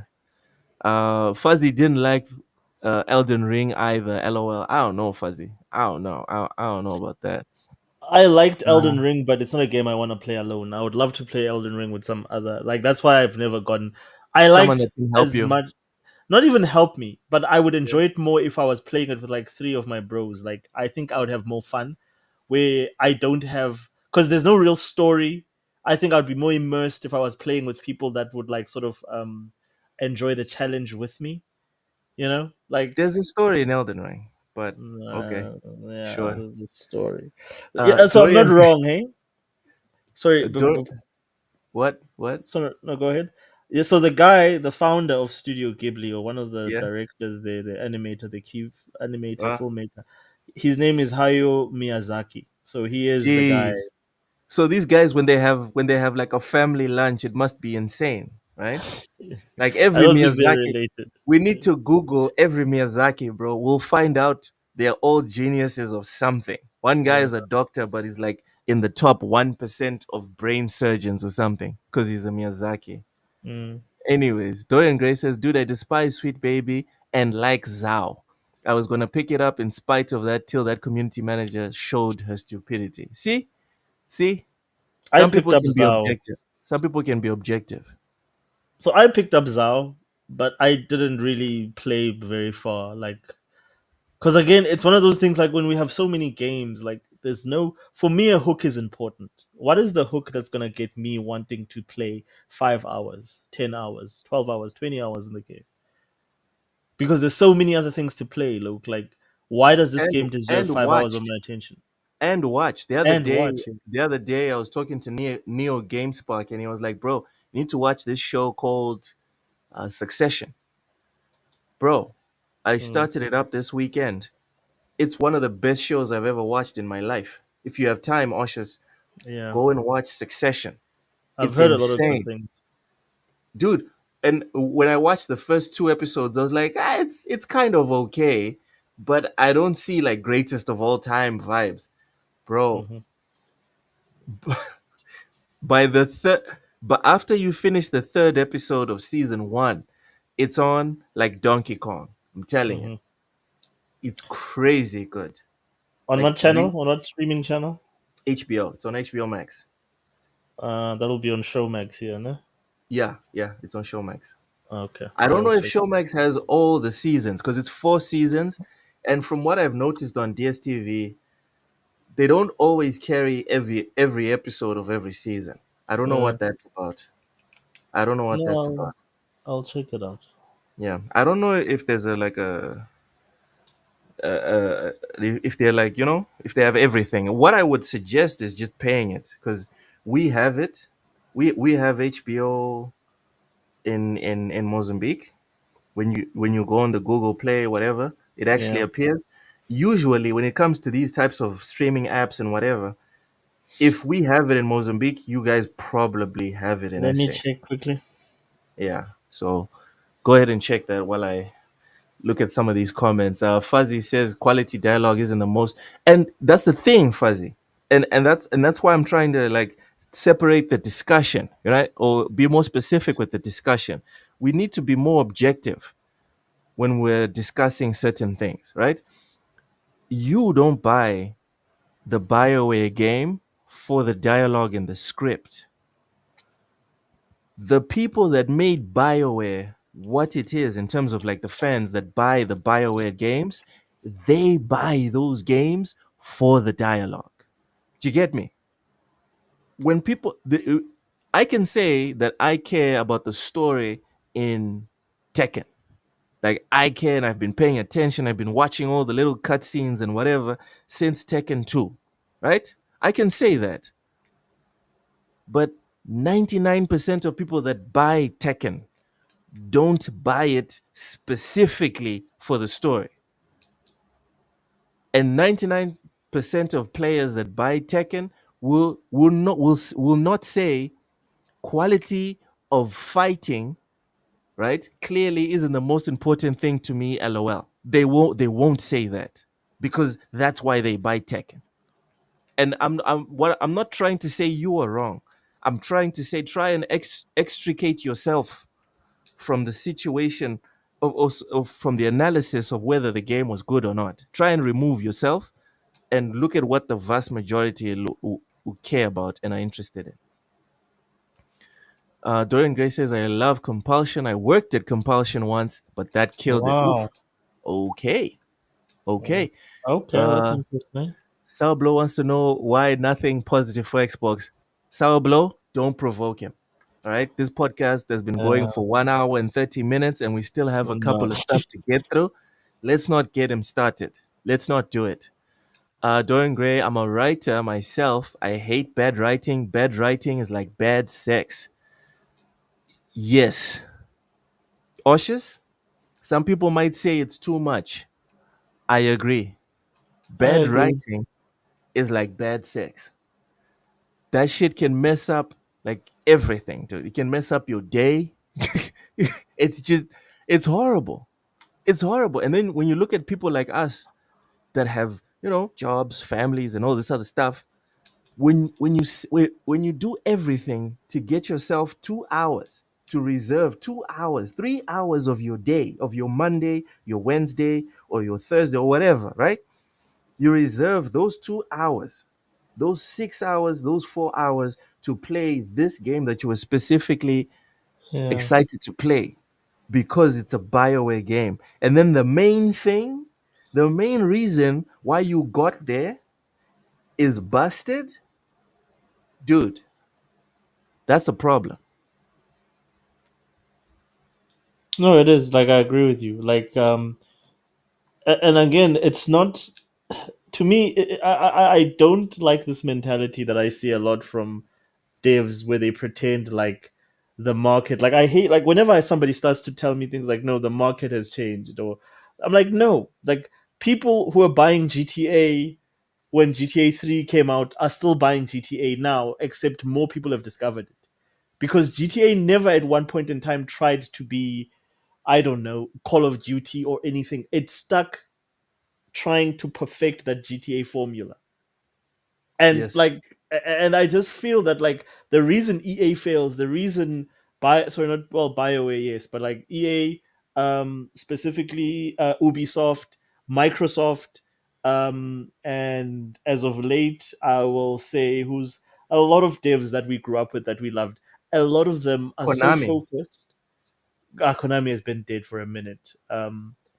And even now with their comeback with these remakes, I really hope they learned the lesson from the first that first collection, and I hope that Delta is good because remakes looks like the only thing that devs can make these days. But a lot of those devs they left the formula and they decided to go and pivot into something completely different to try and get a wider audience. Final Fantasy is another key franchise that I feel has done a lot of that, where they've really leaned into the action and almost abandoned the turn-based stuff, which in my opinion affected like the sales for like the last mainstream Final Fantasy release, not the remakes. The what is it? 12? Was it? Was it 16? Which one? I think it The was the 16. The full one. oh, it's in the sequel. It's The 16. sequel. Yeah, the 16. 16. Yeah. Like, don't abandon what made your like that will always carry your game. If you can get that first 5 to 7 million people to buy your But game, and that's 16 your core sold very audience, well though. Six, not according but 16 to sold you know very well, who. brother. How much does it Who's sell? you? Who's you know who? Oh, Square. go Listen, ask the, go ask no, Square no, Enix. no, how the game did. no, no, no. Two things. Two things. Square have been shooting themselves in the foot, and apparently they're going to stop doing it. Right? They made two crucial mistakes. First off, they only release on PlayStation. Day one, it's only on PlayStation. The second mistake is they port it to PC later. That's a problem. People, again, like we're just talking about with Anthem, with Andromeda, with Veilguard. People don't go back. We all of us here have backlogs the size of like I don't know. I don't know what our Mhm. backlogs are huge, right? And for anyone that's transitioning to PC right now, which apparently is a lot of people, the backlog is not only huge, but it's getting huger, if that's even a word, Mhm. because because of how cheap the games are getting. The games that used to be $60 a couple of years ago They're now $40. They're now 20. They're now $10. So no one's going back. So the mistake with Final Fantasy, right, is that they kept it exclusive. But Oshus, in terms of the numbers that they got on PlayStation, they were decent for that specific platform. But if they had released 16 on PC and on Xbox day one, they would have been satisfied with their sales. That's why one of their I don't know who specifically, but one of their leading execs actually came out and said it, that yeah, we're done with this business of Sony only. We're not doing that anymore. We're going to launch everywhere day one. Mm-hmm. So we'll see with the next one. We'll see how far that goes. But yeah, But like continue with how your he, no, I was saying like how he indicated that point was like basically they're gonna start doing that with the PlayStation 6. yeah.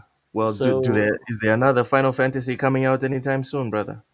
I think we'll probably see one more because this generation, like, dude, nothing has happened. Like we're not anyway. So I think Final Fantasy how many Final Fantasies did we get with the two. PS1, the PS, and the Xbox One? Actually, PS4 no. Yeah, we got two. We got two Final Fantasies two, since the yeah, two. PS5 launched. We got Rebirth, and we got 16. No, not the PS5. I was talking about the PS4. How many Final Fantasies were released during that generation? I'm not. I don't know. I'm not even a big Final Fantasy fan. If I'm not mistaken, during the PS4 gen, Final Fantasy 14, the MMO, and Final Fantasy 15. remake. Oh yeah, remake and 15.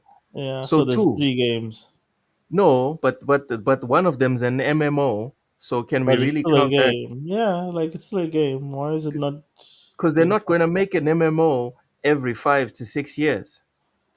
Exactly, which That's is why it's more important to count it when they do make it. oh my god. But like you get my point. Like they maybe do one more. I think we will definitely see one more Final Fantasy game before the PS5 is done. I don't think we will. Anyways, welcome in Big Mad Mo. It didn't sell like 15, so it didn't do well. Exactly.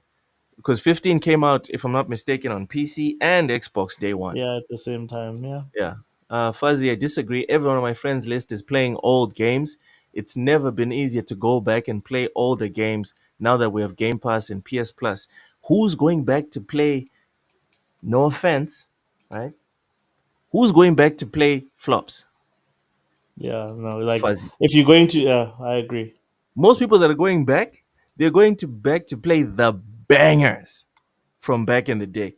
No one's looking for the mid to subpar games. Sorry. Or most people aren't doing it. Richie says the Cisco should skip Xbox because even Microsoft doesn't believe in the platform. Fuzzy, do you see your friends buying old games at $70? When we play old games, it's because we can get them below 20. Uh, I don't think you got Fuzzy's point, Richie, but yeah. Anyways, Oshus, Hmm. on a less serious note, did you know the Grammys happened Oh a couple God. of a couple of days ago? Oh jeez. What? What's wrong? What's happening? They Let's make the catch. Game Awards seem interesting and exciting. Eesh. The Grammys make the Game Awards seem interesting and exciting. Yeah. That that's messed up. That's messed up. Fuzzy saying, yeah, I'm not saying it's gonna be a big financial success. I just think it'll be remembered more fondly than it currently is. I don't think by any fans of Bioware or Dragon Age, it'll be remembered by that community that felt represented by those games. They will definitely cherish it, and good for them. You know, they got something out of the whole thing, even though it was the expense of us. Good for them. You have an RPG where, for once, because it's probably never going to happen again, because of how poorly it's sold. No one is ever going to make a game about representation at that budget level ever Are you again. sure? I'm pretty sure. I think we're done with that. I Um, think I think I think never is a very big word. I know here I can safely use it. Look, ain't nobody ever gonna do any of this woke stuff again. Like What? it's too costly. It just costs way too much money for almost no benefit. Cautious. Cautious. I would expect what you're saying to come from a bunch of like Zoomers that didn't live through like the 90s when we had the extremist Christians Yeah. trying to block us from enjoying basic ass entertainment. Yeah, but like I'm not saying that like people are not gonna be woke again. I'm saying devs are not gonna spend this sort of money on call it on these sort of games anymore. Like if you're making a little indie game and you have a message and you want to talk about representation or you want to have characters that are like your projections or your self inserts, go by all means. If it costs 500,000 to make, it costs a couple of million. By all means, but not for a project that costs 150 to 200 million. No one is gonna do that. Watch the next um, uh, batch of big AAA games, how many of them have reverted back from body type 1 or type B or type A and type B or type 1 and type 2? Watch how many of them are going to revert back to male and female again. Rubbish. Rubbish. Okay, Oshus, let's we'll make a see. bet. Let's make a bet. Mm-hmm. Oshus. Let's Yeah. make a bet. I'm guaranteeing that until 2030, until the end of 2030, Mm-hmm. there's no game that's going to. Oh my God, Fuzzy. Oh my God. Stop. Oshus, I think this one's for you, brother. What's that? Fuzzy says, stop watching Grums, bro. It's rotting your mind. It's a bunch Who, of artists in California. They will continue to be progressive. then who's going to give them money to be progressive? Do you think EA is going to spend another 200 million on another Dragon Age Veil God or Fail God? Who do you see? Like Microsoft is already invested fully in like Dude, let's make a Avowed. more direct bet. Let's make a more Mhm. direct bet. Oshus, I'm willing to bet the next Mass Effect game will not say male and female.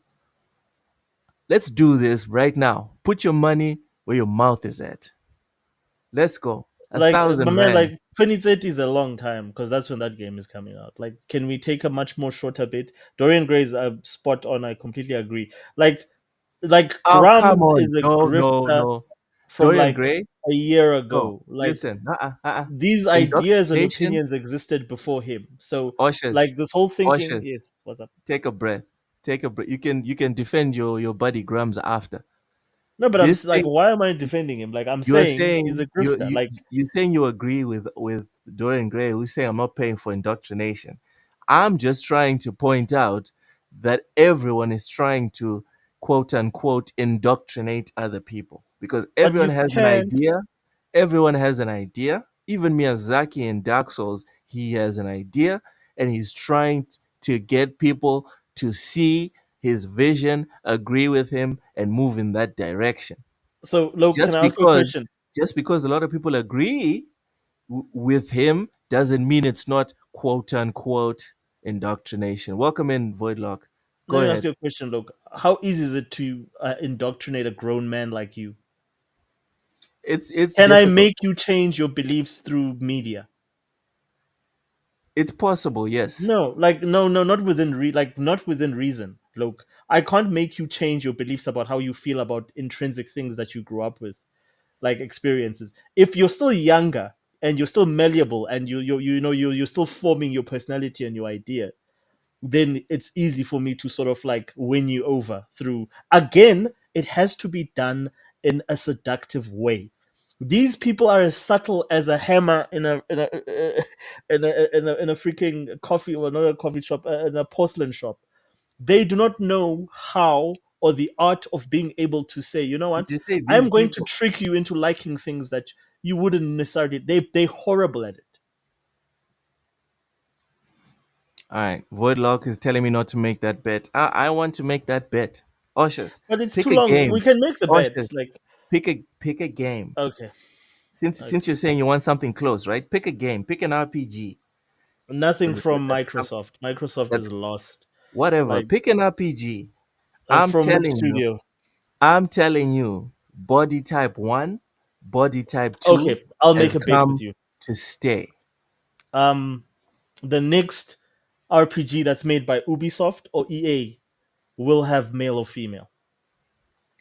Is that sort of like in your not ones that Uh, they've already been making, like the next ones that they're making? So the next Star Wars game, is it Star Wars that but Respawn is they working on? but Ubisoft does not do male or female. They At do. least at least not now. Like with Yes, they Assassin's Creed do. Shadows, it's Yasuke or Naoe. You don't get to make a choice. Well, what about Valhalla? Yeah, but you're talking about future games. What about And yeah? But I'm saying to you, like, you don't know what they're gonna do. Like, they're gonna make another RPG. Like ah, every other RPG they've made before this has had you be able to choose. Well, okay. Valhalla and Odyssey. So Okay, do you going just by choose that, do you consider what's that game called? Do you consider the Tom Clancy games? What are those games called? Damn which it. one? The Rainbow ones that Six. you Which ones? not Rainbow Six, the other one, Wildlands. which has campaign. Yeah, Wildlands, there's What do they say? They say they don't the really division. specify.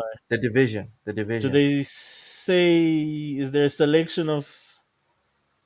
I think the division says male or female, or is it body No. type?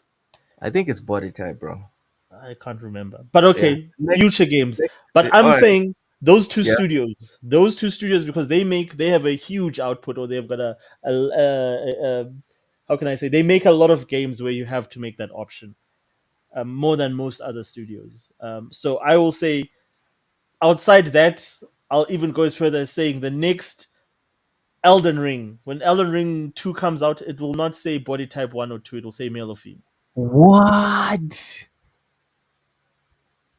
Okay. All right. All right. Fuzzy says it doesn't get more progressive than Cyberpunk, and that sold 30 million copies. Fuzzy, this goes back to the whole niche discussion that we were having. If what you can do is point out exceptions, you're making the point for us. And The point that's being made here is what's the norm? 9 times out of 10 and is people always say, does it turn out to be a banger when you lean in that direction, when you go super into that direction or not? 9 times out of 10, what happens? Well, 9 times out of 10, it's not Cyberpunk. That's the point. it's like Mass Effect, right? You're talking about the original trilogy.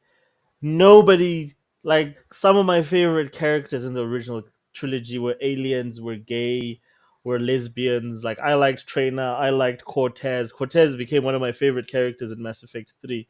I loved the Asari and all female. Nobody complained about any of that today.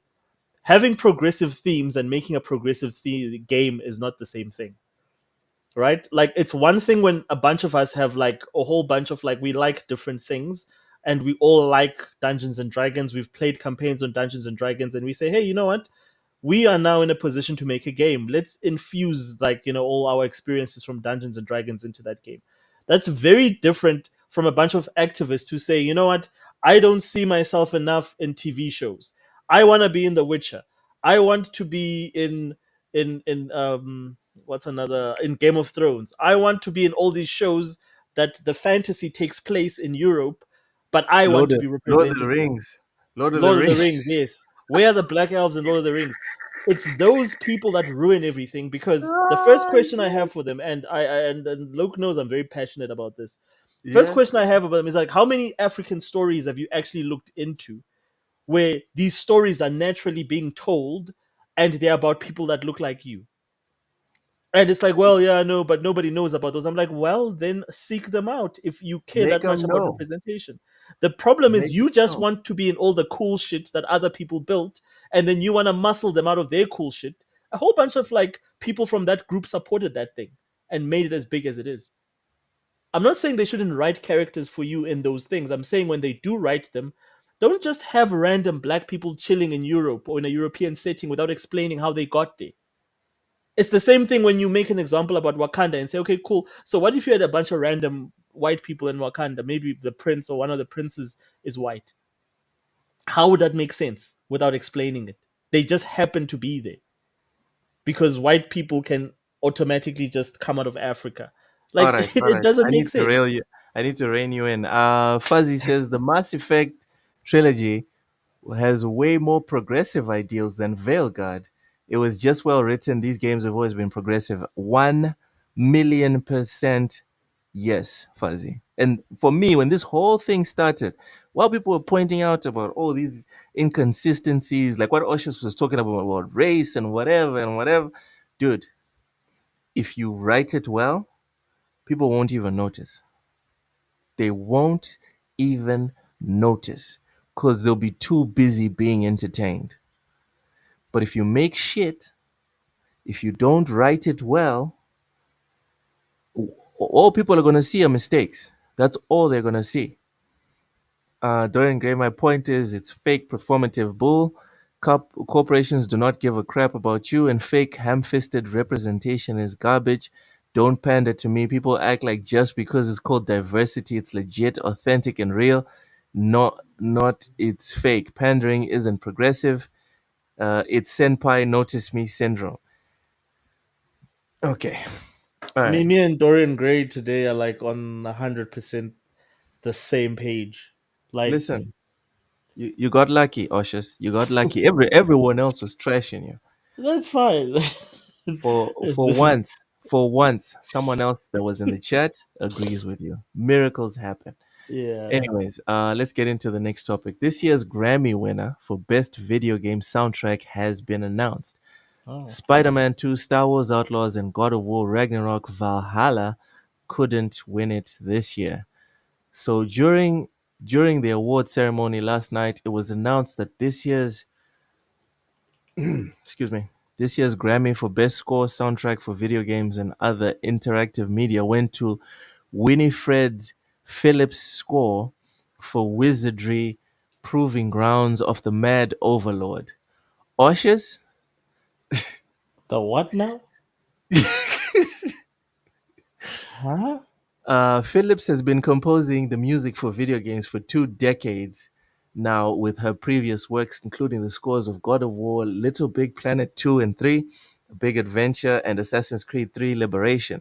While Phillips has won numerous awards for her work over the years, it's her music for Wizardry Digital Escape 3D remake of the classic 1981 RPG that delivered her first ever Grammy. I Huh? had to Google. I had to Google this game,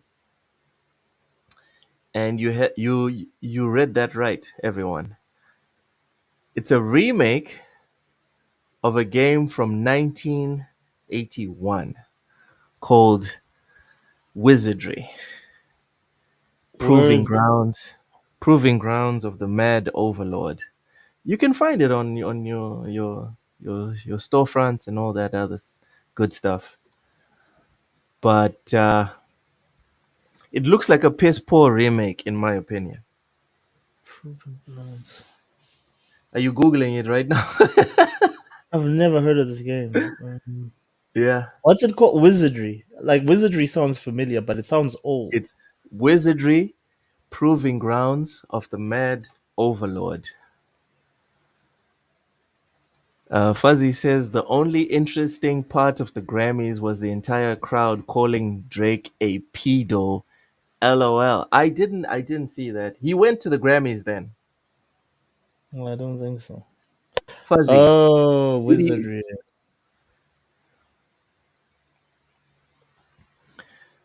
Oh my God. Dayrees is keeping score. Says Loke 10, Oshus 1. Jesus. Yeah, it's a clean sweep. Okay, I Yo. see. Like, yeah. Oh, jeez. But this game is old, dude. Like, this game is like this is like from yeah. Like, I've seen this being advertised on like the Xbox store, the remake as you mentioned. But like, I Yeah. don't see why. I don't know. Maybe I've never listened to the music. Yeah, I guess we need to go play it or something Yeah, because what I saw, it's just, yeah, it even the is what it graphics is. are like from yeah. I just put it in the chat for anyone that's curious. That's the name of the game that won best Wow. No, no, best I'll video go. game soundtrack at the Look, like Grammys. these soundtracks are normally available for download, so I'll download the soundtrack and listen to it on my way to work and see if I see what the big deal is. Yeah, good luck with that, brother. Good luck with that. Anyways, when I saw this, I was just like, "That's wild." So I went to Twitter to check on what's going on with the Grammys, and then I saw Kanye West's wife. Did you see her outfit?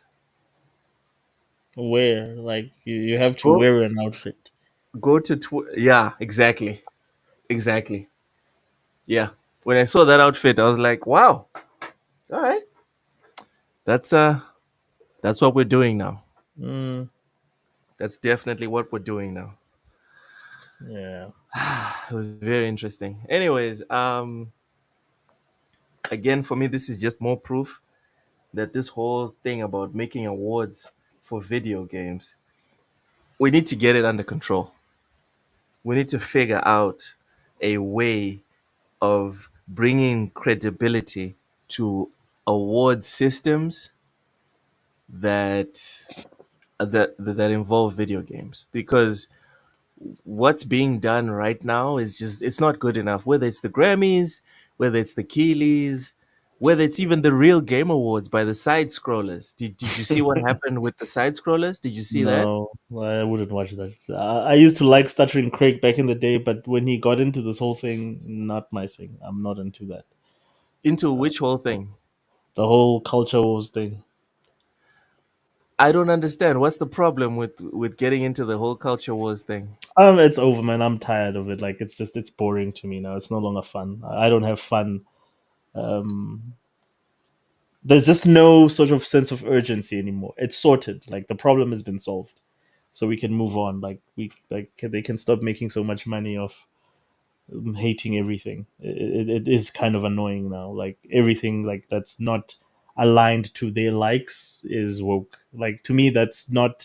You don't even make an effort anymore to justify why you're saying something is, or what offends you about it being progressive. The moment you see a black guy or a woman, it's woke. I think that is the wrong way, and it sort of diminishes the whole point of what we were trying to fight for, fight against. Um,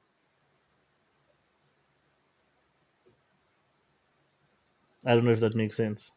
Yeah, yeah.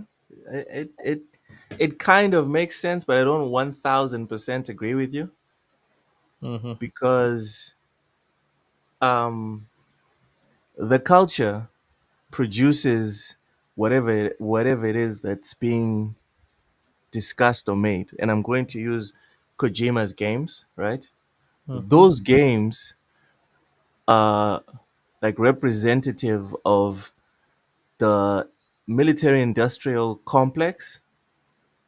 One of them has a specific focus on nuclear control and disarmament. Another one has a focus on information control and manipulation, right, by governments or entities, etc. And that is informed by the culture. So, in my opinion, there's no way to eliminate the relevance of discussion of culture, because culture is sort of like the soup that eventually leads to the creation of the Excuse broth, me. the products, the results that come out. Hmm. So for me, I'm not 100% with you when you talk about, we need to stop discussing Mm-mm, the mm-mm, culture war. mm-mm. I think the culture war, it got a name, but the war has always been ongoing. It never really had a beginning, because it's Yeah, always been there, and it'll never end. but And look, and pretending like it's not there, I don't think that's the way forward. But but you remember like what I said? I didn't say I don't want people to speak about it. I said I'm over it. I'm not interested in partaking in any sort of like, especially any sort of like condemning of things without any merit. Like, if they want to go ahead and continue that, they can. If people want to continue the sort of like that whole tribalist type of like, it's fine. Like, some people, get fun excitement out of it. Some people, it validates them, whatever it does for you. All I'm saying is, it's just I've done my 360 with it. I'm good. You've Like, done your I want tour. to move on now. I want to focus on other things for 2025. I want to There's other things that, like, I would like to discuss or talk about, and a lot What of it would you has to like to do discuss? is like, just how can we go back to a situation where we have games that are focused on the people that actually care about them. Like, I really think, to me, there's a huge disconnect between um especially from AAA. Like, AAA just does not understand what the core gamer wants, and they're conflating with that with the wants of people that play mobile games. Like, the guy that plays Fortnite and Roblox is not the same guy that wants to spend hours playing Metal Gear Solid or a Baldur's Gate, or That's that's a true. very different That's gamer. true. That's very true. Fuzzy, I see you doing a funny. I see it. I see it. Oshas, I don't, dude. Like, okay, what about Doom? Is Doom a AAA game? Absolutely, yes, of course. Do you feel like they're not in touch with the gaming populace? I think they're in touch with what their fans want. Like, it's just more Doom. Like, what's not Doom about Doom? No, but you were saying just now, like, your issue is AAA essentially are not in touch with what gamers want. Well, if I look at what a Doom game is, what about this new Dark Ages Doom game is not Doom? Nothing. It's definitely Doom. Exactly. So they're giving people the only thing I heard, like, some sort of like rumblings about, was the whole thing that there's no multiplayer. And I am like, well, if I think about it, Quake was more of the multiplayer game than Doom. Like, the multiplayer in Doom since Doom 2 has always been sort of like an additional extra. It's never been the focus. That was more of a Quake thing. So I understand why they're taking that away. But this game, to me, from what they showed off, it's exactly what Doom fans want. A variation on that formula that goes back to the roots of how those games used to play. So yeah, there's it's exactly what Doom players want. Like, I don't see a disconnect there, though. So here's a good question from Dorian Gray. Why is it gaming has to be one thing? Like, what is that one thing, though? It doesn't have to be one thing, but it's what executives choose. That's the problem. Like, if it was up to me, gaming could be anything that anyone wants. Like, there's room for everyone. But the problem is, you have an executive that looks at a console and says, well, you know what? We can turn this whole thing into a streaming service because kids today just want to play quick games that, you understand. Then you devalue games that take years to make, because now, because of the fact that you've created an ecosystem where a game, after being released by December, it's already on discount. But this game took 5 or 7 years to make, and it's not the same as like making Fortnite 20 times in 5 years or 10 years. Like, that's the problem, is that this whole approach that, like, a lot of these big corporates are sort of taking really does devalue the not just the effort, or like the mammoth effort that it takes to make a game, but it also devalues how long that game stays valuable. It's the same reason why Nintendo games, those little expensive pieces of plastic, stay so valuable for so long, in terms of like, what is it, Breath of the Wild is still, in my country, $59 to $69. Yeah, that just is what it is. No one's going to change that anytime soon. It's a good point. But for me, I the question from Dorian Gray, in my opinion, is he's asking, like, to your point of, let's leave this discussion about the Mm-mm. culture behind and just focus on. You didn't even say what you wanted to focus on. What No, do you want to focus on? that's what I said. Is like going back to the core, like how games used to be made has not, like how any entertainment or how any product is made has not changed in the last 100 years. You find a target audience and you make a product for that target audience. The problem with today, they want to make something for everyone.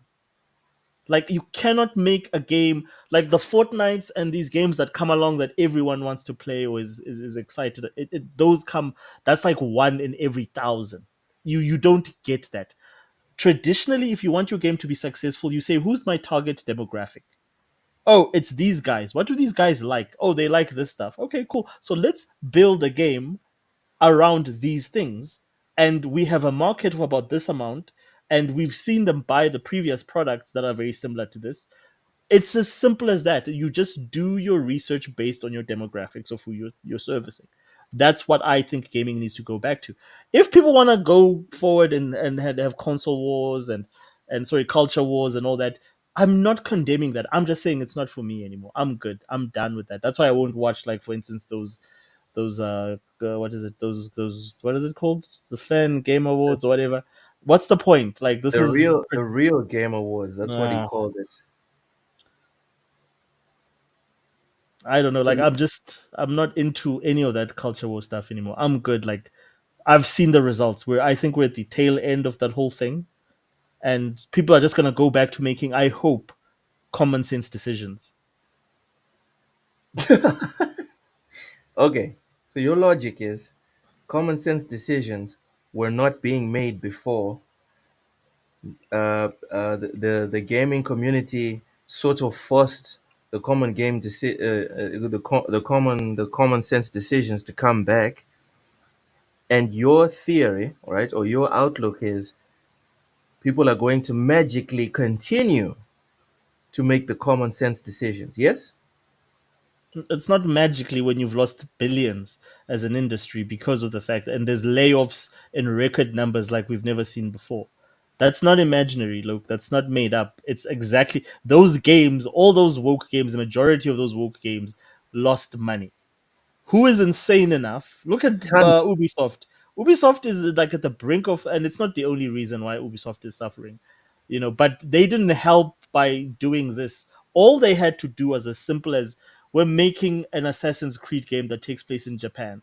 Let's have a male and a female from Japan. That's it. No one would have given a crap. The game would have been releasing and would have been just another Ubisoft Assassin's Creed game, and everyone would have been positive about Yeah, but by your logic, right? Because so many other games before Shadows was announced, it. right? Before Shadows was announced, Ubisoft was already struggling. Way before Shadows was announced.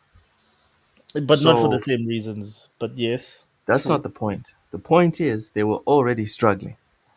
They were having issues. They were not seeing the sort of shit that they're seeing now. Yeah, but here they are, right?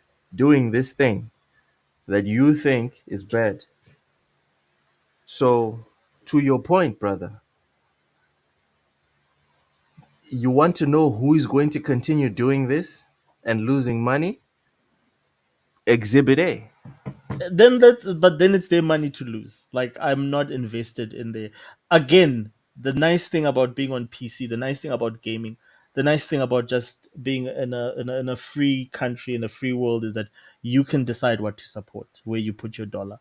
So I don't vote for experiences that don't enrich me, or like that I won't enjoy. So I won't support them. Like, just like I won't buy Assassin's Creed Shadows, for multiple reasons over and above this whole thing with Yasuke. I don't really give a crap.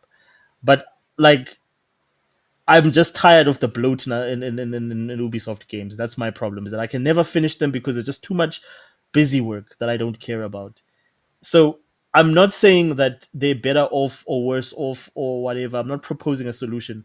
I'm just saying I believe that the developers or the publishers or whoever makes games, the one who is focused on their core audience, like a FromSoft, who stick to the formula that they know that their core audience cares about, those people will continue to be successful. Same with, like, for instance, what's another good example of a game at that size? Geez, there's so many. I can't even think of one now.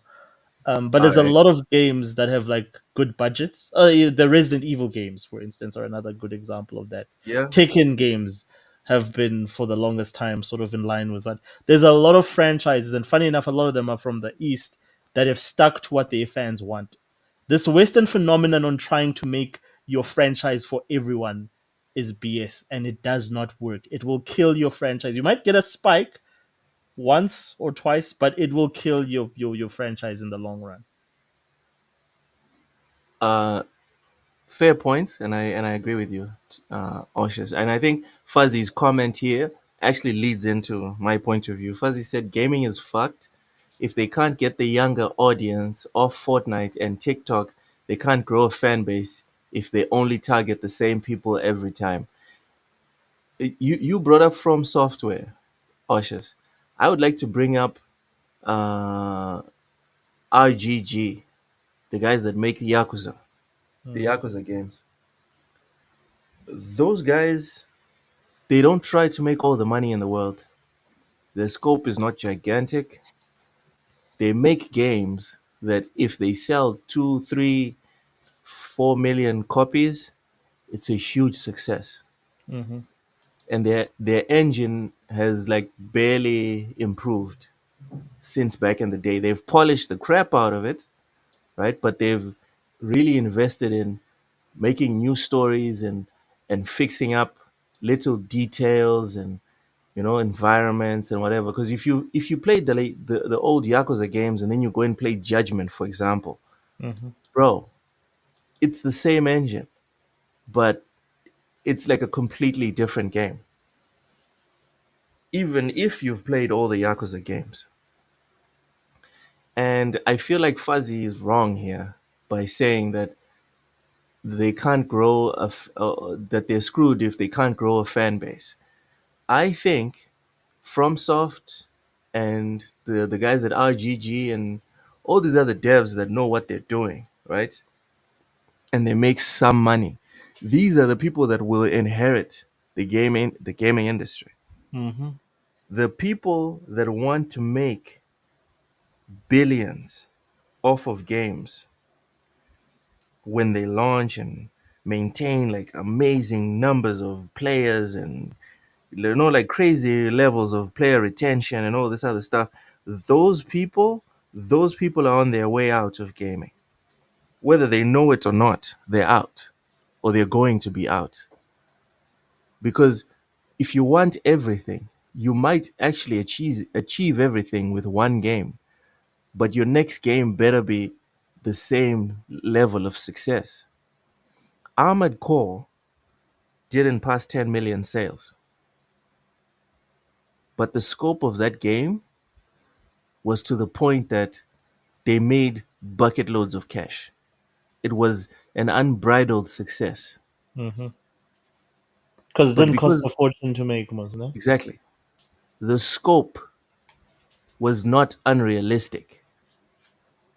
You know, Armored Core, they could have had a whole bunch of cutscenes and crazy as, voice actors and all this other stuff that Yeah. people want to stuff into games.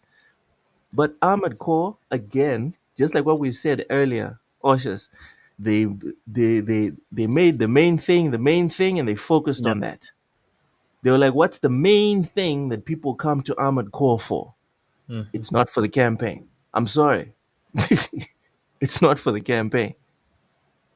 So it's not for, like emotional stories and great voice acting and crazy cutscenes with amazing skin effects on people's lips and eyes. And no, people are here for the mix.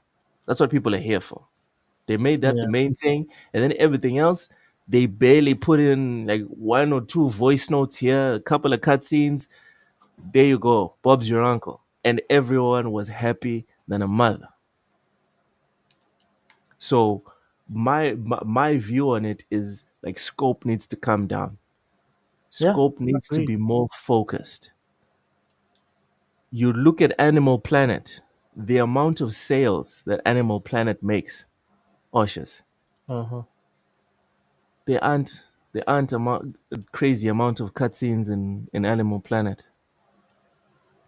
You you don't have a whole lot of story in Animal Planet. The Uh-huh. characters don't even speak, if I'm not mistaken. They make weird sounds. So the, there's no millions in voice acting that's being spent in Animal Planet. Do you get me? Yeah, I agree with you. Like that's the Nintendo formula. Nintendo makes AAA games without a AAA budget. Like yes, their games are expensive to make, but they're not Sony Studio games that have all this motion capture, world class actors. Don't point Ugh, at Sony only. Microsoft does the same thing. Microsoft is Microsoft is guilty of overproduction in terms of on the technical side. Example being case in point Halo Infinite. I mean, for the amount of money that is rumored that that game cost, which is anything between 500 million and close to a billion, and it all had to do with the fact that they hire a whole bunch of contractors, and constantly work has to be done, and then those people's contracts are up, and then they have to bring in more people or people from outside, and it's just the nature of how they go about game development that makes it costly. It's and then of course, because if you look at like Halo, like who was the big feature in Halo, like in Infinite, who was the big story feature?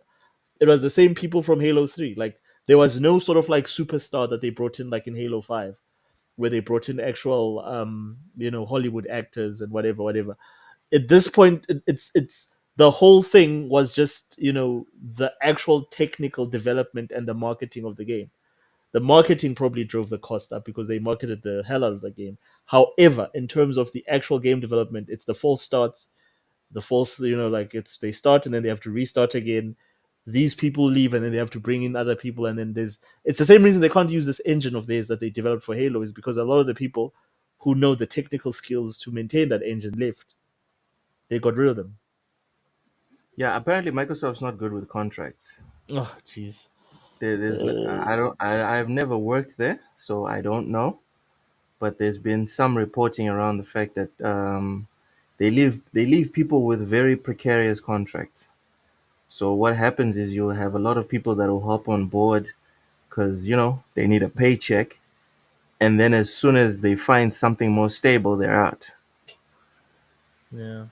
Or Um, or Microsoft will let people just run their contracts down. Even people that have value, they'll let yeah. them run their contracts down, and then they'll let them go. That's what I've heard about the contract situation at Xbox, which is weird. Which makes sense because it's such a big corporation. Like it's so disconnected in terms of like it's not like a small business that if they lose 10 billion or if they lose a billion, it's a big deal. Like to them, those are like that. That's like Microsoft's tax write-offs. Like in terms of just like the amount of money that they can lose in departments like that. It's just it needs gaming needs a sense of care and focus, in my opinion. You can't run it like you're making Excel or Word Or spreadsheets. you're building like cars on an assembly line. Yes, 100%. There's an You can't art do to it. it. Yeah. The guy from what's it called? The guy from well, I'm forgetting his name, but the dude that's making the new game, the guy that used to work at CD Project Red, one of the heads there, he was like the size and scope of what's happening at CDPR was disheartening for me. So I had to leave and do something that was just more freeing. At some point, you can be in a situation where something is just so big. But my question to that is From Software not gigantic? How come Is they can keep it in control? Here's That's an my even better question. one. How does Rockstar exist, and how is GTA the biggest franchise of all time, of all gaming, forever, up until the foreseeable future, if that's the case? And they are astronomical in size, and they only make one game now. They don't do anything else except to make Red Dead, or well, maybe Red Dead and then GTA. If that's the case, if big productions are not successful, It's weird. I just think it's it's the vision of, like, again, like, if you have a guy, like, the moment you don't have a guy who you can sort of point a finger to and say that's the guy who has the last say, Yeah. that's the problem. The moment you're trying to make a game by delegation, that's why BioWare sucked so much after the doctors who started the company left, Yeah. because the doctors were not the creative, in my opinion, anyway, power behind BioWare. They hired the right talent and the right people, and they brought the right people in, but they were able to manage all those relationships. They were able to be the ones that look at the thing at the last and say, okay, cool, we're going with this over that. And then if you're Casey Hudson or you're another creative and your idea doesn't get picked, it's okay, they've made the decision, maybe next time we'll pick your idea. But the Yeah. problem is, the moment you're making games by committee and everyone is a big kumbaya folk, like, yeah, well, I want to see this and I want to, you lose the focus. And that's why you see so many games. Go play, like, I'm playing Red Dead now, and I'm shocked at just how focused that game is on what matters to the game. Not this thing of having to do a million missions that don't talk, like, every scene in whatchamacallit, every cutscene in Red Dead is meaningful. It means something. Every conversation, it feels like it's crafted, it's handcrafted by someone. Someone wrote that script, and the actors had to act their asses off just for that small conversation. Whereas you take a Ubisoft, nothing means anything. It's just go to this place, go get this, meet this character, and then you move on to the next thing and you level up. It doesn't feel like it matters. It doesn't feel weighty. 100%. There's no emotional gravity. There's nothing. Remember what I said in the beginning when we started? I talked about a hook. That the one thing that for me sort of lost me with South of Midnight is I didn't feel a hook in the game that, I feel with the games that I connect with. Mm. All It's right. not that the game is bad, it just didn't hook me. But I feel that by watching that game, I say that there's people that would watch this and say, wow, I'm really interested in this. Mm. Okay. Fuzzy says, what? Oh, no, Dorian Gray is the one who said this. Dorian says, I've never wanted a game to fail as much as I want Shadows to. Oh, Which she's one? Shadows, Assassin's Creed Shadows. He wants it to Oh, no, but that's fail. almost a given it's gonna fail at this point. They've What? pivoted too much. Look, they You should think it's have gonna fail, stuck. Oceans? No, this is my thing, right? They should have stuck to their guns and say, okay, we chose Yasuke, made it as non-political. Don't comment on the bullshit. Double down on it and then just go forward. Do that. Don't pivot. But they've pivoted so much that they've removed the guy from the most of the game art and the advertising, which tells me that they've made drastic decisions to change certain gameplay aspects that they committed probably to earlier on, to sort of bow down to the pressure that's coming back from the public. So I think that game is sabotaged. It's I see a disaster coming. Jeez. Okay. But do you want it to fail? I'm not invested. I wanted Dragon Age Veilguard to fail because I was invested in that. I'm not invested in Assassin's Creed enough to want it to fail. All right. Fair enough. For me, I think it's fine to want a game to fail. I know a lot of people have been talking about, oh, you shouldn't, if you're a real gamer, you shouldn't want a game to fail. I think it's the same thing as what I said about the philosophies going forward and backwards. Okay? Hmm. If it's okay for you to want a game to succeed, even though you are not going to profit and make money off of it and you don't work there, etc., you want it to succeed, you want people to buy it, I think it's fair game for you to want Hmm. the exact opposite.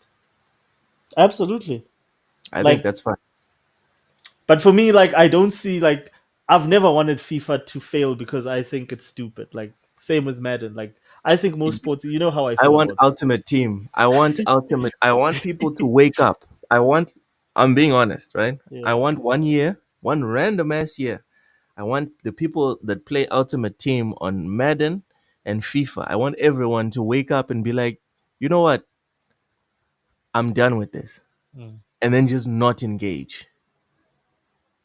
I want to see what's going to happen. I want EA and Andrew Wilson to have to deal with that, with Mm. gamers just being like, no, I want my ultimate team to carry over from last year to the next year. Until that happens, I'll just play like career mode, or I'll just play friendlies and whatever, and that'll or we'll play online with like default teams, not ultimate teams, and then Mm. move on. For me, if we're talking about which games we want to see fail, I don't want FIFA to fail, but I want that specific section of FIFA to fail very hard. Oshas, what game do you want to fail? You mean this year? Yeah. Avowed. I so want Avowed to fail You want badly. Avowed to fail? I want Avowed to fail. Like that is the only game this year I think I want to Why? fail like Why? miserably. I like Avowed. I'm gonna play it in February. No. What's your problem with Avowed? Because it's I'm so disappointed because I was such a Pillars of Eternity fan. And what they've done is they've done exactly it's the same thing, man. I see the same patterns that I saw in Veil God, that I saw in the Saints Row reboot. What? It starts with the funny colors and the funny characters, and then it's just come on. Then it's the weirdo, staff that have opinions on everything, and then it's like, guy, just. And then the game is. I don't think it's gonna be a bad game because I mean the guys, it's what's his name? They're pretty good. That's the only thing that's disappointing about this is that the developers are actually good at making games, which sucks. What is the studio? It's Obsidian, ne? Obsidian, yeah. And Obsidian are Obsidian's just usually very good. incredibly good at making addictive games, and Yeah. that's what I fear that like it will Especially with stop. RPGs. Yes, they're good. Like I mean, even what is it? The Outer Worlds was charming enough and interesting Yes. enough. I really liked Outer Worlds. I ended up rebuying it on thingy on the Epic Game Store. There was a crazy sale. I think it was going for like $3, and then Yeah. they gave it for free as well on the Epic Game Store. I re-downloaded it, and I'm also gonna rebuy it on Steam eventually when Uh-huh. my PC arrives. Outer Worlds is genuinely like an excellent game. So yeah. And it sucks that I wanted to fail, but I really feel that like they've taken away from the seriousness and the gravitas of the Pillars of Eternity world and how seriously I took that world. I thought really that was a world full of potential, and I would have loved to see it in like full glorious Unreal Engine 5. But it just looks goofy ass, and it's got just like all these things where they've made the Goofy. characters. Yeah, they made the characters like purposefully unattractive to like you know the normal guy. Like it's all these abstract looking characters with the funny different colored skins, and it's just like no, that's not what I want. I just wanted a traditional fantasy game that's not trying to be a progressive representation of today. Oh my god. So that's the last game I Fuzzy. want to fail. Fuzzy is taking shots at you, Oshus. Fuzzy says, if you want it to fail because of shitty business practices, that's one thing. So that's me and FIFA. If it's some culture war that you got, uh, if it's some, if it's for some culture war that you got brainwashed into, that's another thing. Okay. Um, How am I brainwashed by using common sense and saying I don't like goofy ass characters? Like Common how sense. what's culture war about that? Like am I missing something? Okay. Anyway, Rachie says Avowed can fail, so he agrees with you. Rachie wants Alpha Protocol too. Nice, I nice, nice, agree. nice. That would That be would be awesome. I that'd be would awesome. actually want them to remake the first Alpha Protocol because I think that game deserves a second chance. Yes, it does. It does. So another interesting point put out here was Fuzzy, who said not every studio can get away with reusing assets for years. Some people practically had a heart attack when God of War Ragnarok reused some animations. And to that, I would say, Fuzzy, and this is me being objective. The vast majority of gamers didn't care because Ragnarok sold like gangbusters. Do you It see did. how do you see how I take my emotions out of things? because Ragnarok was very progressive, especially with the whole Angra Boda thing and whatever. No one cared because it was, as far as the vast majority, objectively speaking, the Yeah, vast majority of gamers on planet Earth were like, yeah, that's a good game. Do, 100%. do you get it? And this business about reused assets, dude, if you're not good enough to make your original assets good enough that you can reuse them, you're missing the point. It's not Yeah, about reusing crap assets. It's about reusing good assets and improving on what can be improved on. yeah, Elden Ring has reused assets for the majority, but for the Dark Souls addicts, they'll show you 10, 20 animations that have been added and updated into Elden Ring that weren't in Dark Souls 3. So what's the point? Just make a good game. All this yeah. business about nitpicking, people start nitpicking when you make a crap game. That's like the first sign that you've made a bad game. When people start nitpicking, because like we've agreed countless times here on TSWS, there's no game that is like perfect at everything. There's no Hmm. game that's perfect at everything. But if you're bad at the meat and potatoes, people are gonna crap on you for all types of stuff. Fuzzy also says I still want games with massive scopes. I've spent the last year and a half mostly playing Starfield, Cyberpunk, and Mass Effect. So I'm guessing this is to my point about managing scope. My issue, Fuzzy, is that Starfield, Cyberpunk, and Mass Effect can have gigantic scopes because these are games that realistically they're looking at 15 million plus in terms of sales. That's a realistic return for these games. You get me? The problem is when you sit there and then you take Dragon Age, that even when it was good, it wasn't hitting those numbers. Even when it was good, it wasn't hitting those numbers. When you sit there and then then you put budgets and scope into those types of games, expecting them to somehow outperform their predecessors at an astronomical rate. That's not going to go well. And also, massive scope. I'm not saying every game should abandon massive scope. I'm saying most games should have small scope. That's what I'm saying. You need to first have. Did you play Borderlands, Oshus? Did you play Borderlands, Which one? the first one? Yes, I did. Yeah, on Okay. the Did you 360, play I did. Borderlands 2? Yes, I did. Yeah, I have Did you Borderlands. notice that the first Borderlands was very streamlined, focused, and Yeah. small scope? And then the second one was like, oh my God, this is a lot more. Yes. No, that I came Why? across that. Why? Because they looked at what came before and then they were like, okay, this justifies the investment. But if you sit there and then you take something that was kind of, niche and yeah, it was kind of a banger back in the day, Mm, and now it's now on the same level as Mass Effect, you're gonna get hurt. You're gonna get embarrassed. That's what I'm saying. mm-hmm.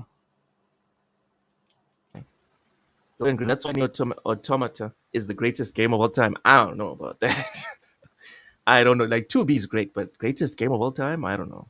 Oshus, do you think It's Nier very Automata? diverse in gameplay. Like I really enjoyed it, but again, like again, hot sexy character. Like this is now the opposite of like. But they came a point where like for me it just it didn't draw me in. But I get it why someone would say it's the greatest, why it could be someone's greatest game of all time.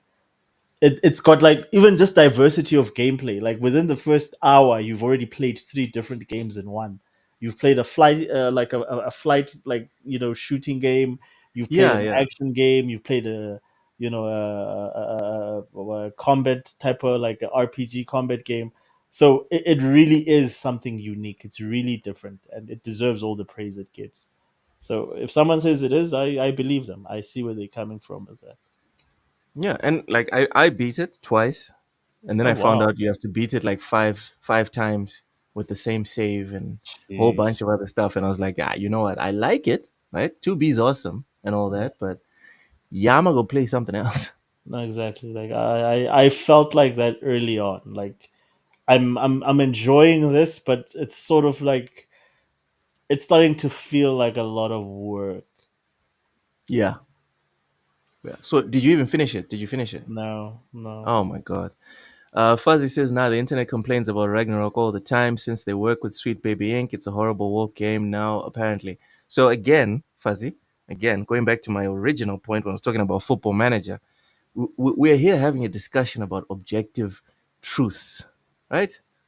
Tangible truths. When you say the internet, who are you talking about? Huh? You talking about Smash JT? Huh? Who are you talking about? Are you talking about side scrollers, Grums? Because when we say a game it was a success, we're talking about numbers. We're talking about facts. We're talking about cold, hard cash. That's what we're talking about.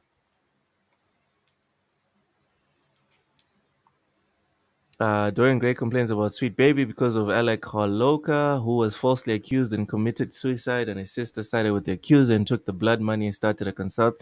Yeah, we all know that story. It's a sad thing, but it is what it is. Um, Real life is not like the movies. The bad guys don't end up in jail. Anyways, so the game that we're looking at right now is an interesting game called okay, here's the headline: Vehicle physics based destruction game.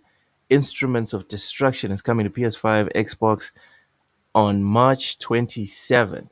It is currently already available on PC. Oshus, when you Mhm. see this, are you interested? Are you not interested? What are your thoughts? What are your feelings on this? I like the physics stuff, but like the first question I have is like, how long am I gonna keep playing this before I get bored with the gameplay loop?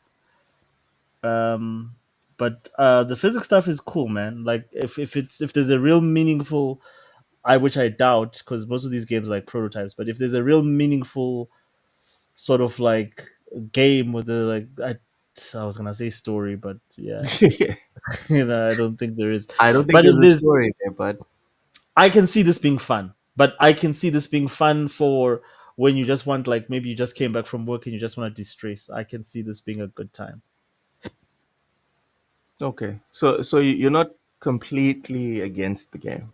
No, no, You're, no, no, you're absolutely interested in not. it. Like I love, like, I don't think we have enough interesting physics like of this type in game. So definitely would be interested to check it out.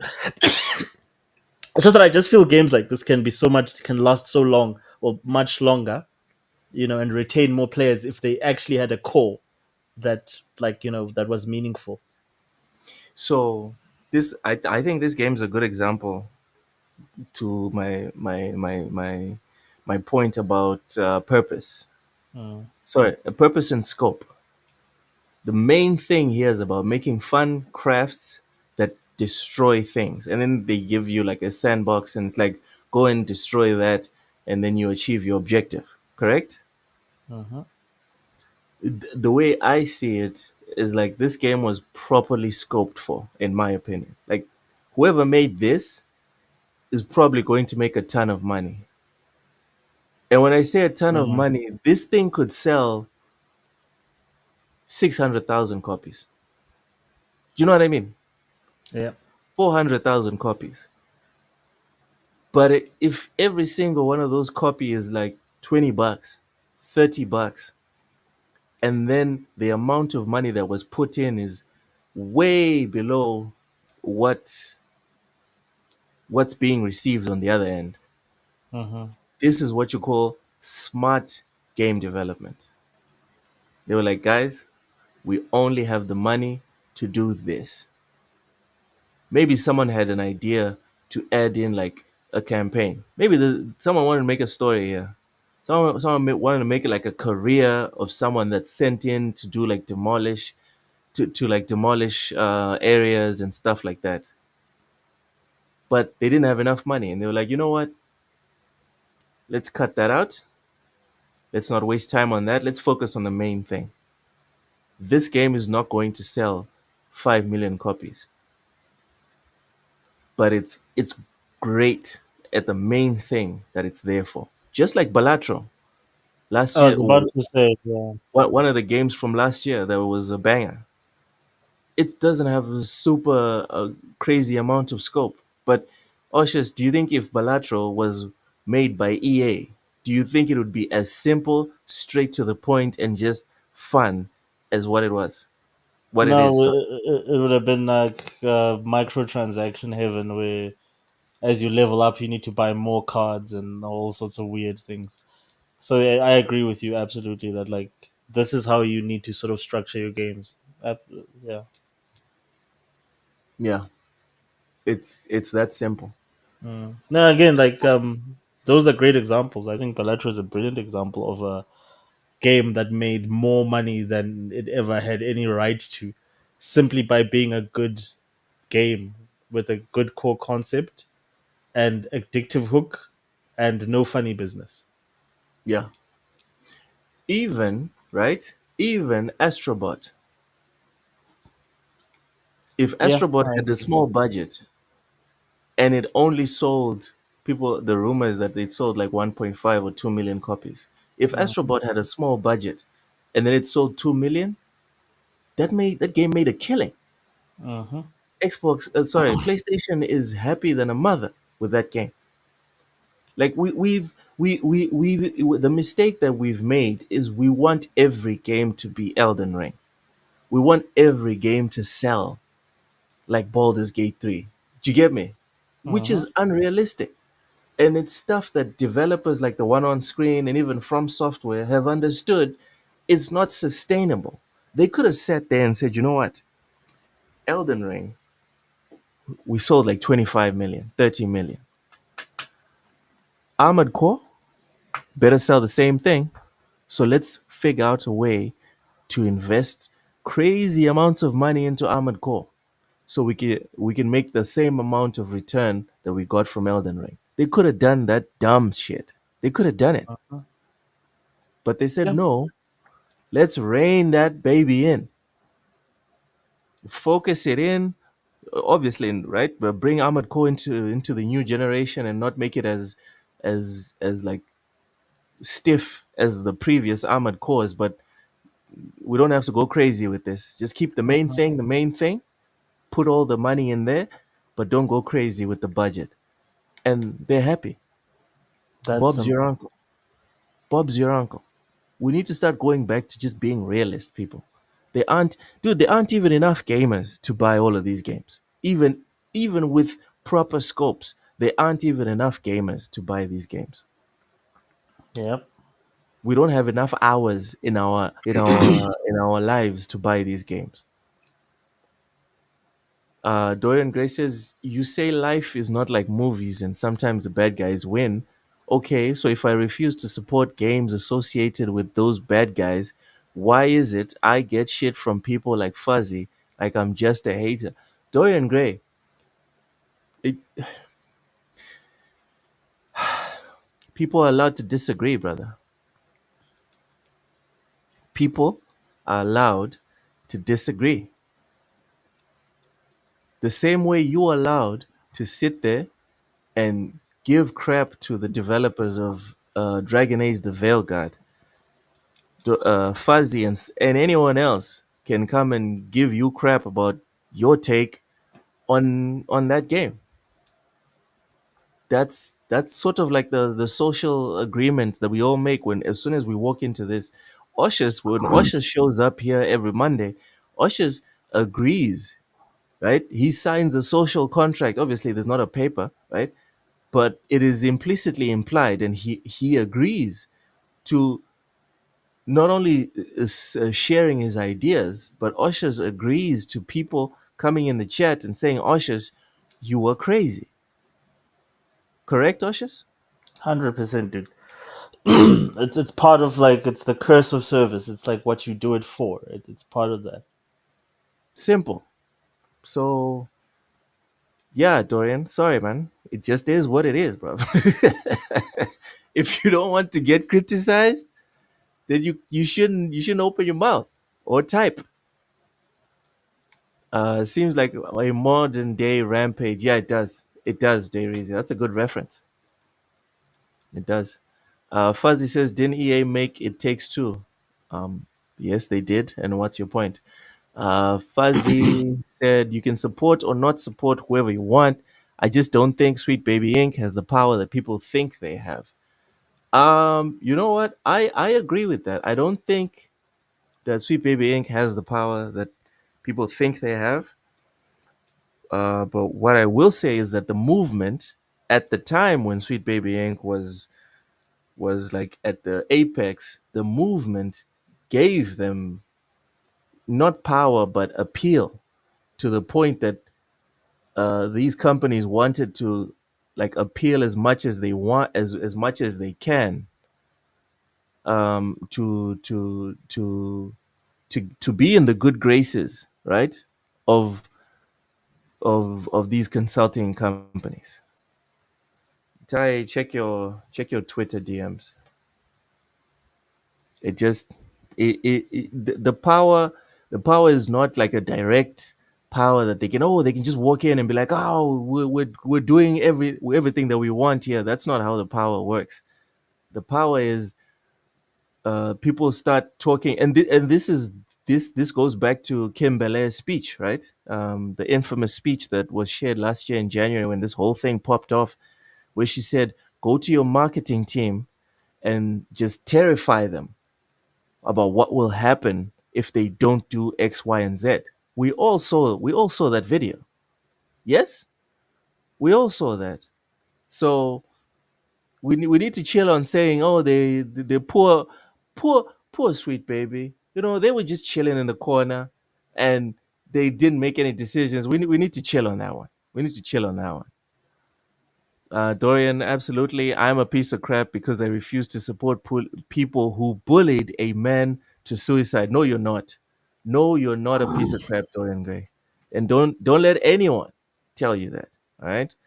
It's not about the power they have. It's that they're a detestable group of low lives.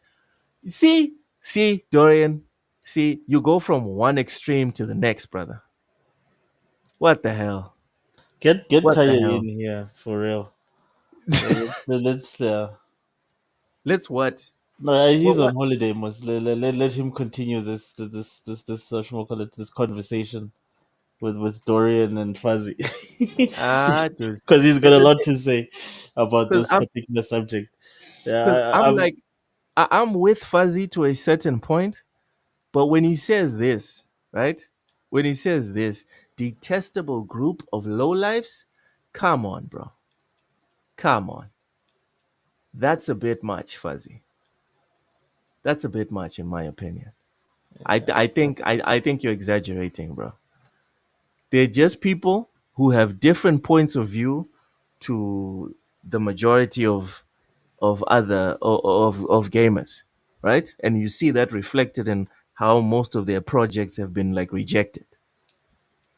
That's all it is. But a detestable group of lowlives, bro, come on.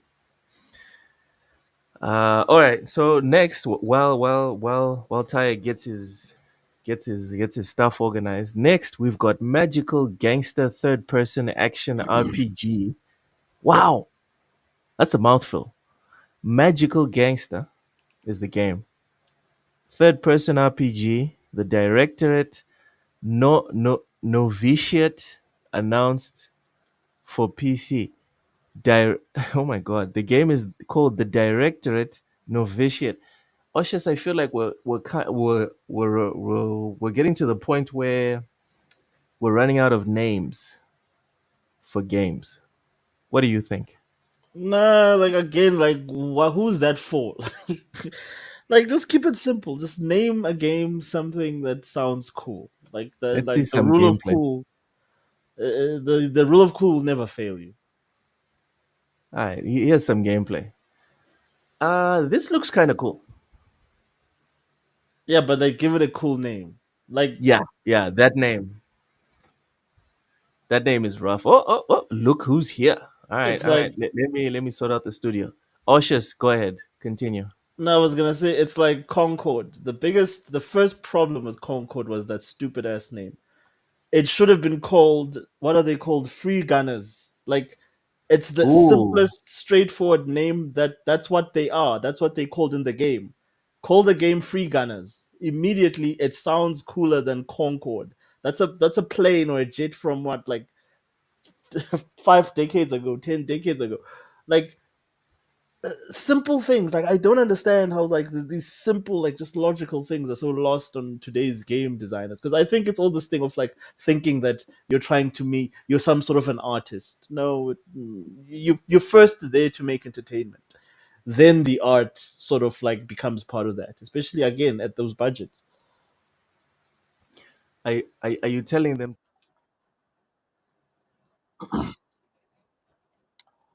No, I'm saying first thing you're gonna do is you take care of the money. Once you've paid the bills, then you can have fun and do the things that you want to do. Can you guys hear me? We can just Uh, it's high. I Yeah. can I can turn it into maybe something else. But I'll just see what I can fix it. Look, I'm also gonna need to bounce through now. I've got a very early one tomorrow, and I see on our side it's already like almost quarter to one. Yeah.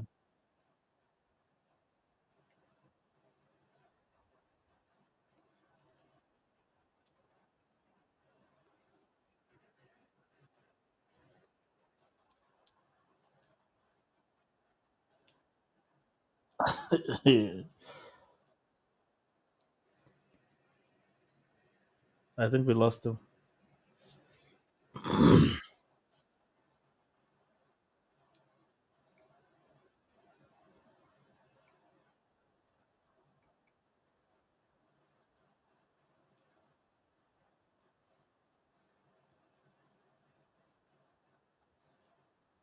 No, the chat has been bumping today. You guys have been on form. The fact that Dorian Gray and I agreed, jeez. It's-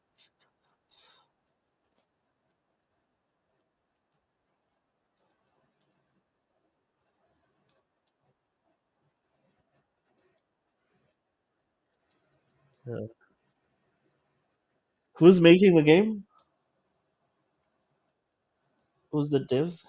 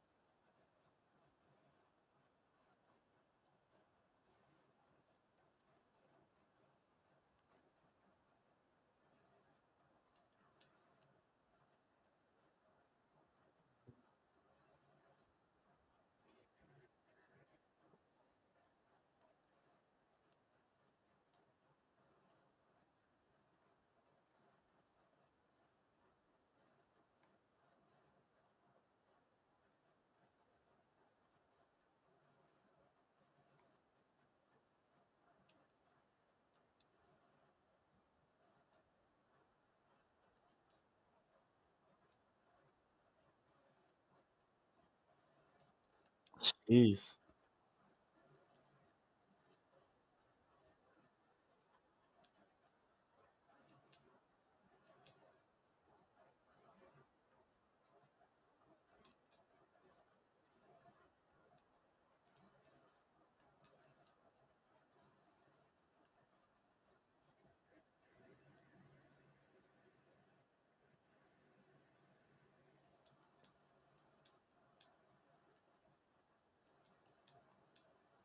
Could be interesting.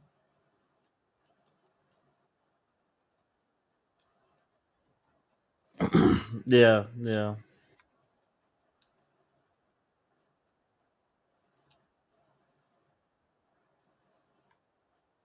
Yeah, we can, but you sound like you're in a drum.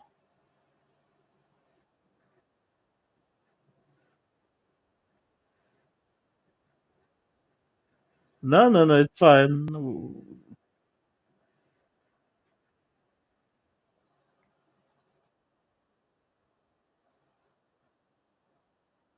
with the Airphone Zombie, so they got destroyed. Oh shit. Um, yeah, I'm on a boat right now, so it's Elon Musk and his his internet, whatever it's called again.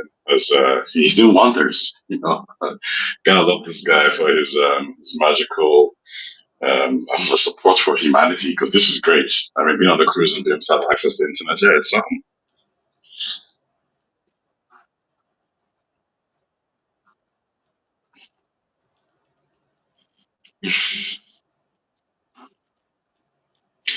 Playing nothing at all, just being on the cruise with the family. Sorry, can you hear me? Yeah, I know we can hear you. Like it's just yeah, it's Hi. it's a little bit of reverb, but we can hear you. Yeah, playing nothing at all. I'm just having a good time on the cruise. So I think I feel like Marvel snapped a few times. So mobile phone Disney game, Marvel game, I should say. That's about it. Oh, the cruise itself is good. Yeah, it's a real nice spot. Just I mean, I primarily I've just been hanging out with family. To be honest, I haven't really been doing much. I think we landed in some island, and I just didn't really care to visit or go on the beach. I was just talking to people, having a blast. It's really good. Nice. Yeah, and this game does look interesting, by the way. I like the art style. It looks pretty neat, It and it reminds looks badass.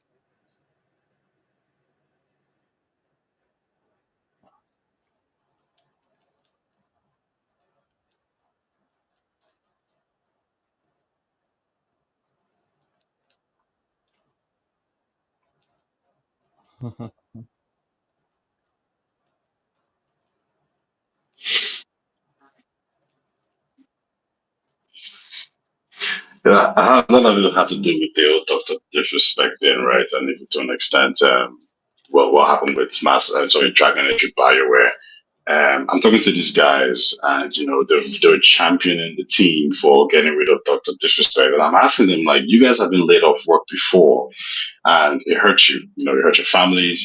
You guys had medical bills. You had, you have kids. You have to take care of. And at that moment in time, when you lose that job, you're not thinking about moral high ground. You're thinking about your family. So for you to champion this CEO who's potentially going to affect hundreds of employees just to grandstand some people on Twitter just seems absolutely bizarre. When I put the question to them that if you were working under him, would you encourage him to make this decision? And the answer was no, I wouldn't. He was like, okay, so why are you doing it? Why are you encouraging him on Twitter? Because this is absolutely ridiculous. What he should have done is just kept quiet. You know, even if the project was never going to work out due to Dr. Disrespect, at least try to get a couple of months, 4 months, 5 months of extra finance from him to then make sure your team has enough money to to move on and support their families. But that's not what he did. He just said, we're canceling this game. And as soon as he did that, what I'm thinking is, you've just screwed everyone over. Because these people who are championing you, once it's all said and done, they're not going to pay your wages. They're not going to come and help you. The game is still dead. Like, they ain't going to purchase the game just because of the association with the disrespect. So at this point, you got to make the best decision for yourself and your team, and he didn't. He did it so he could get social media points. Well, look what that led to. Like, well done. I thought it was absolutely ridiculous, his actions. And, obviously his team has paid the price for that now.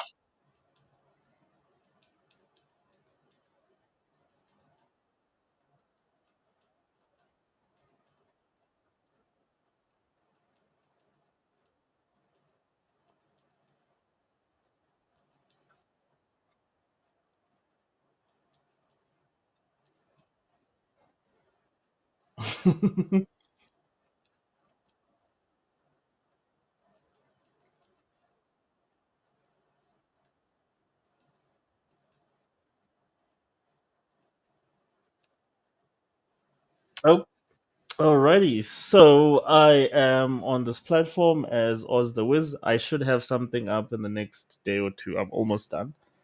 And on Facebook, I am at Xbox Players South Africa, and on Twitter, it's also Oz the Wiz. That's it. That's it.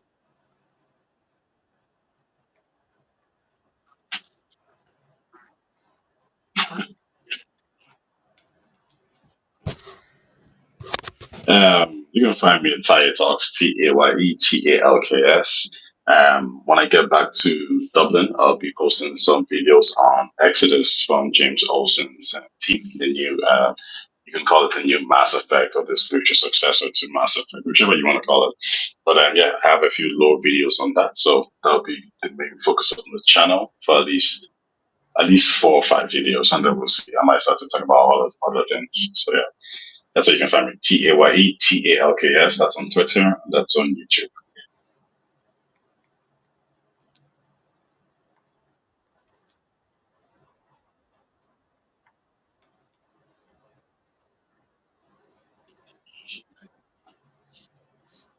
Look says bye, guys. Yep, we're out.